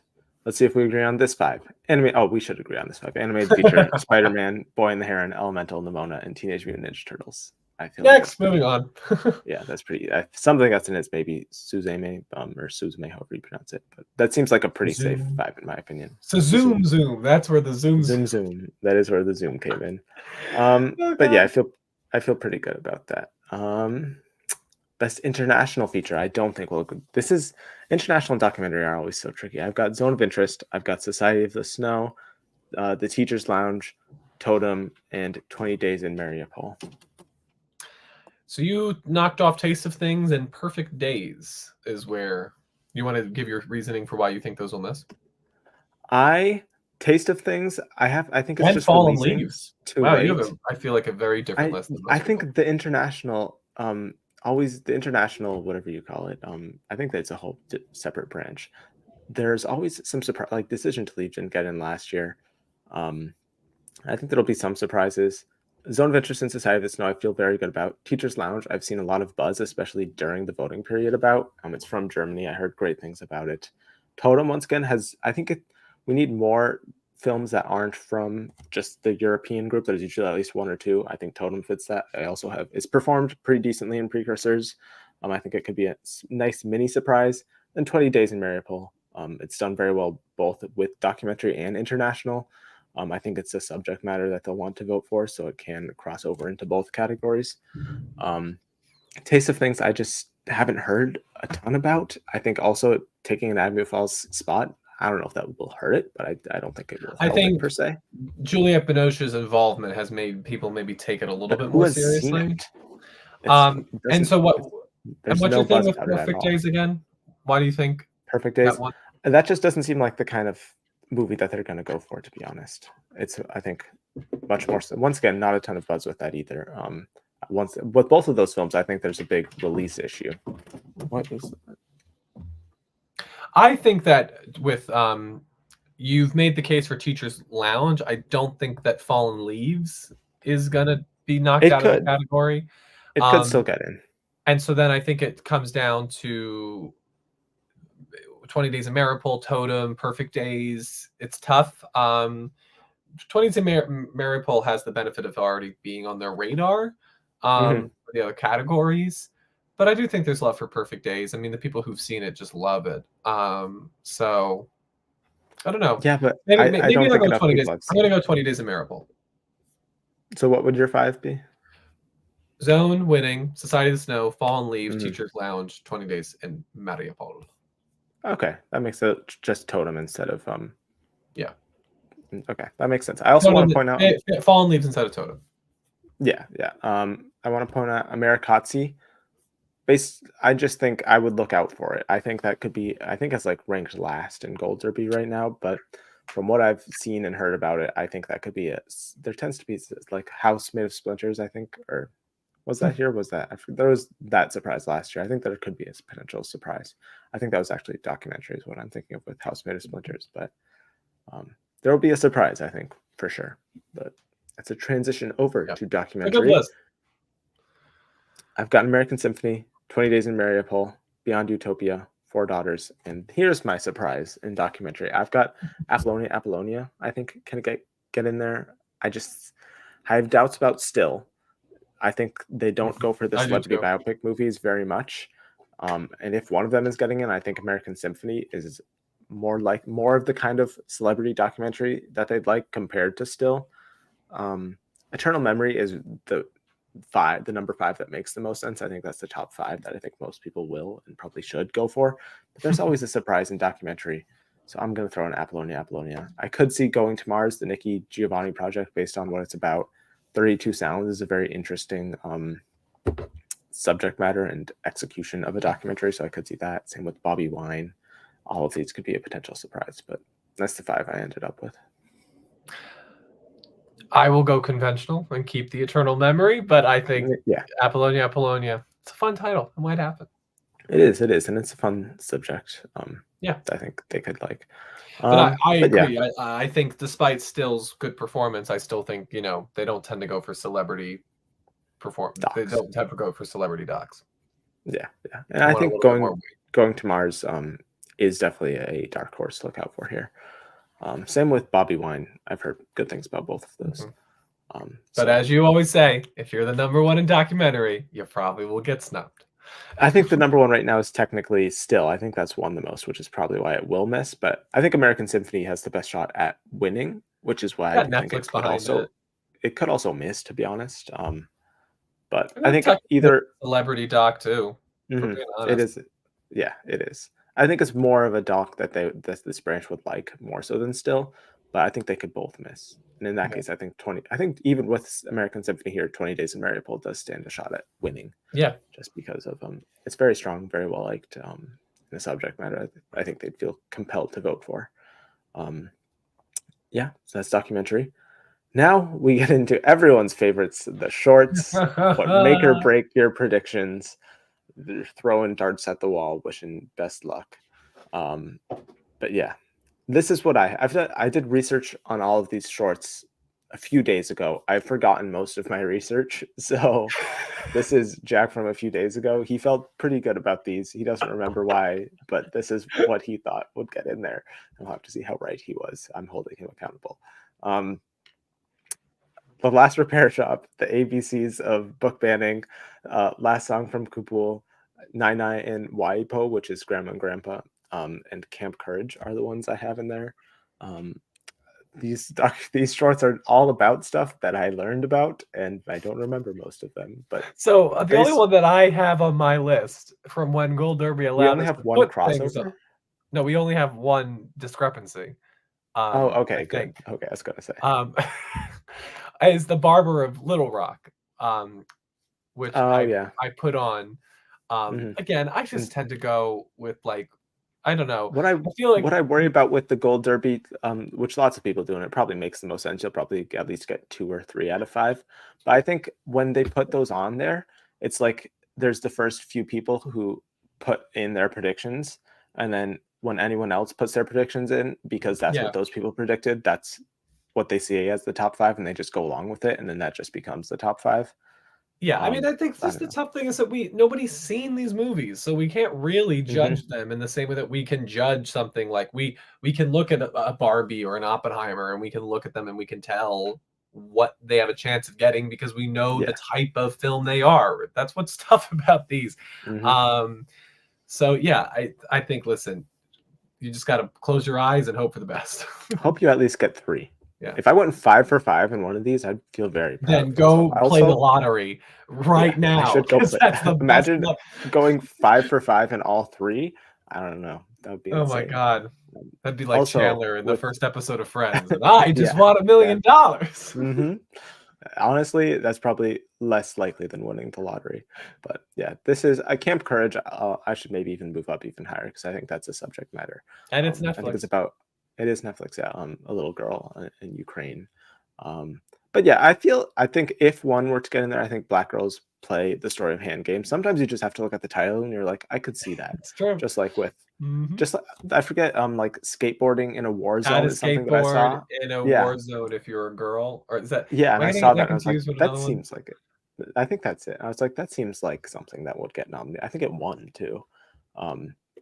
Yeah, you had that. You had An Ostrich Told Me the World Was Fake, and I think I believe it. You had A Year of Dicks. Sometimes when you're looking at it, skateboard in a war zone if you're a girl. Okay. Sometimes I think they just look at the titles and they're like, oh, that's Yeah. a nice title. So I My think Year that of could be Dicks, anybody? yeah. An ostrich told me the world's fake. Yeah, Yeah. but that's my 5 there for now. Animated short. I've got Humo, which is smoke, letter to a pig, 95 senses, war's over, inspired by the music of John and Yoko and our uniform. Once again, Dog Apartment is kind of an interesting title, so that might just get in there.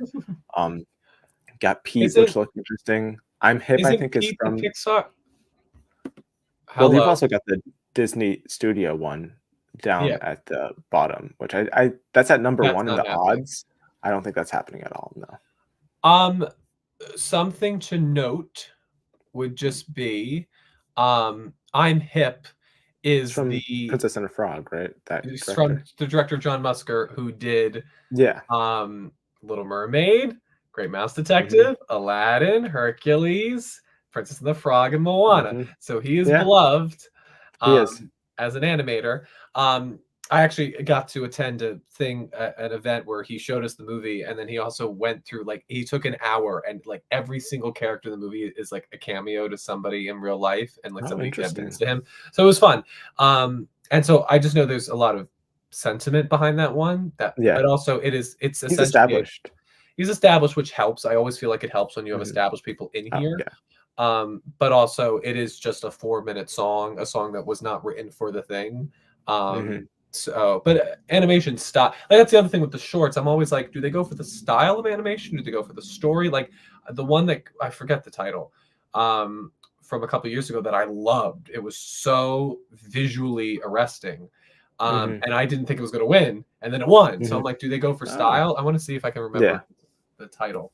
I Um, think also, I think in terms of style, out of these ones, I think based on from what I saw, our uniform has a very unique style to it. I think if that's something that they look at, I think our uniform stands out amongst Also, these. I also think that Once Upon a Studio, like, it's a nostalgia thing. They're obviously not caring about the Yeah, Disney 100 thing, because Wish is especially nowhere not to be this year. seen. Yeah. And also, like, we've seen times like Get a Horse, the one that was in front of Frozen, which was the one where it was like Mickey, classic Mickey, and they were coming in through the screen. Like, that didn't get nominated, right? Did it? I Hmm. don't think it did. I don't think so. Let me see. Yeah, they don't. 2013. Oh no, that They one did don't get go for nominated. this. It didn't Oh, okay. win. It didn't win. This Um, one just seems way too like over the top, like in your face. Like, oh my god, it's all the Disney characters in a studio getting together. I just don't think it's gonna happen, honestly. yeah. It's not really even a story to it per se. It's more of an ad than a short, to be Yeah. honest. Yeah. I would feel odd, like, that really, I that think one. they go for actual storytelling, Yeah. hopefully more so than it feels like an ad. The Um, windshield wiper was the one from a couple years ago that I liked a lot. that was good. Yeah, yeah. But this is the 5 I'm going with. Would you agree with this 5? Would you throw in I'm Hip, throw in I have 27, no throw in I Pete, mean, I maybe Pete. Dog Is it Apartment? Yeah, I I'll go, I'm just yeah, crossing my yeah. fingers. Let's hope. Let's hope. And then lastly, live action short. Maybe when Wes Anderson finally gets his Oscar, interestingly, for The That'd be Wonderful fun. Story of Henry Sugar. I've got The After, which stars David Oyelowo. I believe it always helps when you have a star in these. Oh, yeah. The Anne Frank Gift Shop, Red, White, and Blue, and Good Boy, which stars Ben Whishaw. I believe once again always helps when you've got someone starring there. I've also heard good things about An Avocado Pit and Invisible Border and Yellow. So I think any of those can. Same with Invincible or Shepherd. But those were the main 3 I would look at as also getting in there. This time we agree. And this one I think you have a little, like, Oh, I've heard this, like, a lot more about these. mhm. So yeah, I think this seems like a possible list, which probably means it's not going to happen That because that's probably how that means works. only one of these will get in. Also worth Oh, mentioning, I don't have Strange Way of Life in here, which is Pedro Almodovar's short yeah, I with don't either. Pedro Pascal and Ethan Hawke. Wasn't received incredibly well. His previous shorts haven't gotten in. I don't think they're going to go for it. So yeah, that's that. And that is it for all of our Oscar predictions. Look Whew. through them all right now. Wow. All Oh of my God. these I feel like have I've has aged so yeah, much over we the have last aged. hour and 43 minutes. We did it. Yeah. If I anyone think, has again, any final thoughts to throw at us, throw them out yeah, any questions, before let we us end know. this. I feel like it is overall, it's a lot of the nominations are very predictable, and a lot, and so it Hmm. really just comes down to that 5. What mood are they in for that 5th spot? I Hmm. think something like costume design is really interesting. Are they going to go safe and go Oppenheimer? Are they going to go crazy and do something like Wonka or The Color Purple, or do they go with Maestro? Like it's such an interesting, right? Because I do think that the overall Academy seems to be leaning into the independent field way more than we're used to. Like the fact that the PGA went for Past Lives, Anatomy of the Fall, and Zone of Interest, like that just doesn't happen. And that's what I think is making this year so interesting. Because like, are the Oscars just going to follow suit? Is everybody going to be in the highbrow mood?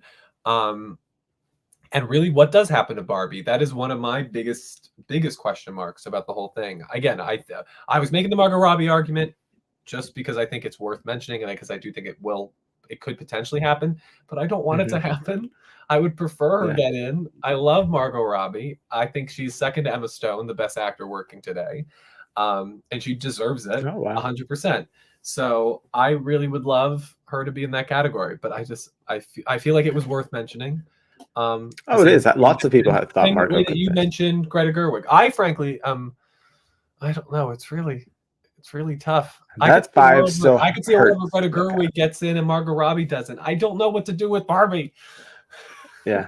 It'll be. I feel much more better about Margot Robbie than I do about Gerwig. I don't know. I don't think Gerwig is gonna happen. Pains me. We're going to be doing a reaction video in the morning on Tuesday, and then I think, hopefully, if all things work out, we'll also do a live stream later on in the day where we discuss, because the reaction will be pure instinct, like immediate thoughts, and then we'll have a little time to brew on it and talk about all the snubs, quotation marks, misses, who got in, who didn't, and who we think could maybe win now. All that stuff is the plan at the moment. But yeah, this is the category that I have the most trouble looking at. Just I don't feel great about that director 5, but it feels like the most realistic 5 to me, so I'm going to stick with it. And that's I think what's also really throwing us is I do think that usually we hear the momentum or the lack of momentum, like the falling off of something over a considerable amount of time. The fact that the Barbie thing has happened, I feel like over the past couple of days, even though like Margot Robbie just got in at BAFTA, that's what I think is driving me nuts. Do you think she was I think she was a popular pick. I don't think the jury would have saved her. Maybe. I think she was top 3 there. So that's why maybe I will go back to Margot Robbie when all is said and done, because maybe that is them balancing it out. Like Greta Gerwig won't get in, but she could get in. I don't know. This is what I'm just throwing because we were so confident with Greta Gerwig. We put her in top 3 behind Scorsese and Nolan for months. And then in like 5 days, we're going to now take her off the list. Like that's I always thought that she could have missed. I compared her to Black Panther, but I think I don't know. I didn't think Alexander Payne was going to be happening the way he is happening. Is I think the main thing that's thrown me off. Just because the Brits like this little American college movie. I don't know why. Maybe it's because they're wearing uniforms. It's a great movie. Made them like it. But yes, VFX is also, I don't know. That's also just VFX. Needle. Dune, where did you go? Yeah. Well, we'll know what we'll win next year. We've got Dune for next year. But yeah. I do think Margot was probably a top 3 pick there. Yeah. So yeah. I think we will not be doing a joint reaction, but we will be doing a joint thing coming up very soon. So keep your eyes out for that. Probably post pretty soon after post nominations. But yeah, anything else as we look at this easy 10 here, or have we? I think we've covered a lot of it. I feel like we're like captain of the Titanic, full steam ahead. By keep saying this is easy, and we're gonna be shocked, and Saltburn's gonna make it. I think we both. Something. Well, this 10, yeah. I don't know. I think this 10 was pretty easy, but yeah. I think we took some risks through these other stuff. I mean, and I think both the supporting categories, we didn't go with the clear top 5.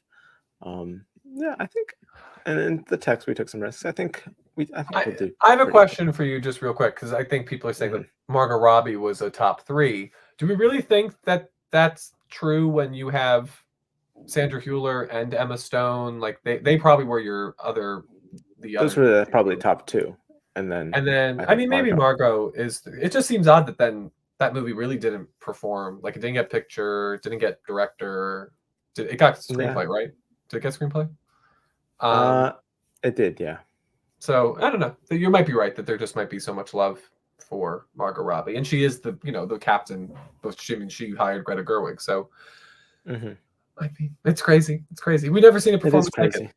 There's no comp for it. No, it'll be very fresh and new, which I think is Yeah, also. I think Emma Stone's performance will also be something we haven't seen like that quite nominated before, as well. Same with Lily Gladstone. Lots of yeah, fresh but stuff. That, Emma Stone and Lily Gladstone, I could that those seem like all right. They'll get yeah, nominated.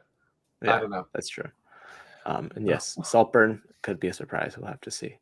Yeah. But yeah, I think that concludes our Oscar predictions. Crazy stuff. I think the next time you will see us is probably Oscar nomination morning, Tuesday morning, bright and early. We'll be reacting to that, doing a live stream breakdown, all that. We probably will change some of these in the next few days, so For keep an sure. eye on maybe if you want to announce anything on Twitter, if we've made huge changes, if suddenly Barbie is missing Best Picture or something, which I don't think we're going to do. But yeah, keep an eye out for that.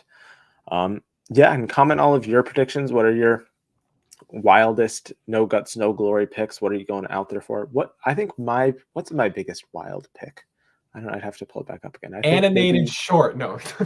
yeah, animated short. I'm taking a big risk there. Maybe Melton is my biggest. I don't know if that's a big. I don't think lots of people have Melton in there I right now. think you not predicting Danielle Brooks might be one of your bigger Oh yeah, I think it's ones. that. That's probably it. It's probably that, and maybe like Napoleon visual effects or Yeah. something. Yeah, What was your those are the hottest two. take? Yeah, My Napoleon hottest visual effects. take, I mean, I guess my contemplation of Margot Robbie might be my biggest hot take, even though Hmm. it might have been for nothing, and I might keep her in. Yeah, yeah. I don't know. I think that's a thing. Maybe Saltburn for cinematography might be the one that I Oh, have that I I don't see a think lot of that people fits. Yeah. doing. There's sort of interest for score over Indiana Jones. I think you we always say that it's about balancing where are they this year? Are they, are we in a Green Book year or are we in a Parasite year? Hmm. Um, and I don't know. I frankly, again, I really think that what's throwing me a lot is that Zone of Interest and Barbie are the exact opposite of the spectrum. Barbie is a movie that everybody knows, and now apparently people are turning on, and Zone of Interest is a movie that nobody really knows because nobody's really seen it. And now it might, like, Zone of Interest could get 7 nominations. Hmm. What do we do with that? Nobody's, and no, like, we haven't seen it I don't think play. it'll get that much, but yeah, It's crazy. I mean, if it gets picture, director, screenplay, it could I don't get think it's getting screenplay. screenplay. So I it could mean, it could, it could but surprise. You said Killers could be the one it misses. I don't Um, think for Zone though. cinematography, score, international, sound. That's 7. Like it's not Yeah. out of the cards. And Sandra Hmm. Hüller, a lot of people are predicting Sandra Hüller. Yeah, yeah. So Which is why I that's don't what's think it will get crazy all of about those. this year. It's crazy. It's crazy. We It know is. It everything, is. but we really don't. Hmm. And I think international also. I would look out for. I think that will be a competitive That's field. interesting. That's going to be a tricky one. Animated's locked up. Visual effects, I think, is another tricky one. I think some of the other ones are pretty safe. But yeah, I think we've covered pretty much everything at this point. So yeah, any final thoughts? Where can people find you on the internet? All that stuff. You can find me probably on Gold Derby, Yeah, contemplating making my some list updates. for the next 2 Yeah, days. adding Charles. Oh, you already have Charles Melton. Okay, good, Yes, I have Charles. good, Maybe I'll take him out good. and put Willem Dafoe in. Who No, knows? that's not allowed. Um, Charles must stay. He must stay. I'll support my co-host. But yeah, Yes, so exactly. you can find me on Twitter at Anthony_post and on Letterboxd. And I'm gonna plug my movie trailer because I posted it on Twitter. Yes, Go check it yes, out. I'm very proud of a short film that I made, and if you yeah, want to go see the trailer, it's live. yes. Thank you all because Please, I know how please, supportive please. this community is, and I'm really appreciative that you'd like to listen to my rambles Hmm. when we're very tired with Jack. So thank you all, and you Hmm. can I'll have check that to out. put the link in the description, so anyone watching it on the replay, Yeah, it will awesome. be right there in the description. And really quickly addressing this, we are going to be doing our personal picks, and we are going to be having some fun guests for that as well. It'll be a fun little time there. And yeah, your short film is going to win an Oscar next year. In my Yeah, dreams, thank you. it'll be in our predictions next year. Um, but yeah, yeah, I think that is pretty much it. Thank you all for watching Like we said, comment your hot takes, no guts, no glory predictions, all that stuff. What do you think is going to happen? Like the video, subscribe, stay tuned for our reaction and all that. Because afterwards, I don't know how more interesting the season's going to get after that. And who do you think yeah, will be more angry during the reactions? I have a feeling that it'll be it's Jack. going to be me. It's going to be me because May December is not going to do well. And that's my movie. May December and All the Strangers are my two favorite movies of the year, and there's a chance they both get blanked. All the Strangers is getting blanked, but May December. Yeah. Okay. Yeah. We'll have to see how it goes. Who knows? Maybe May December gets into Best Picture. Maybe. Okay. I'm getting delusional at this point. So thank you all for watching, and we'll You're see you getting Delulu, as on they Tuesday. say. The I'm a little kids say. Delulu right now. All right, go watch SNL. Go watch Renee Rapp on SNL. That's my last I need note. to do that. Yes, yes. And Jacob Elordi. Of course. Yes. So thank you all for watching, and go watch SNL and like and subscribe. That's most important. But yes, bye. Bye.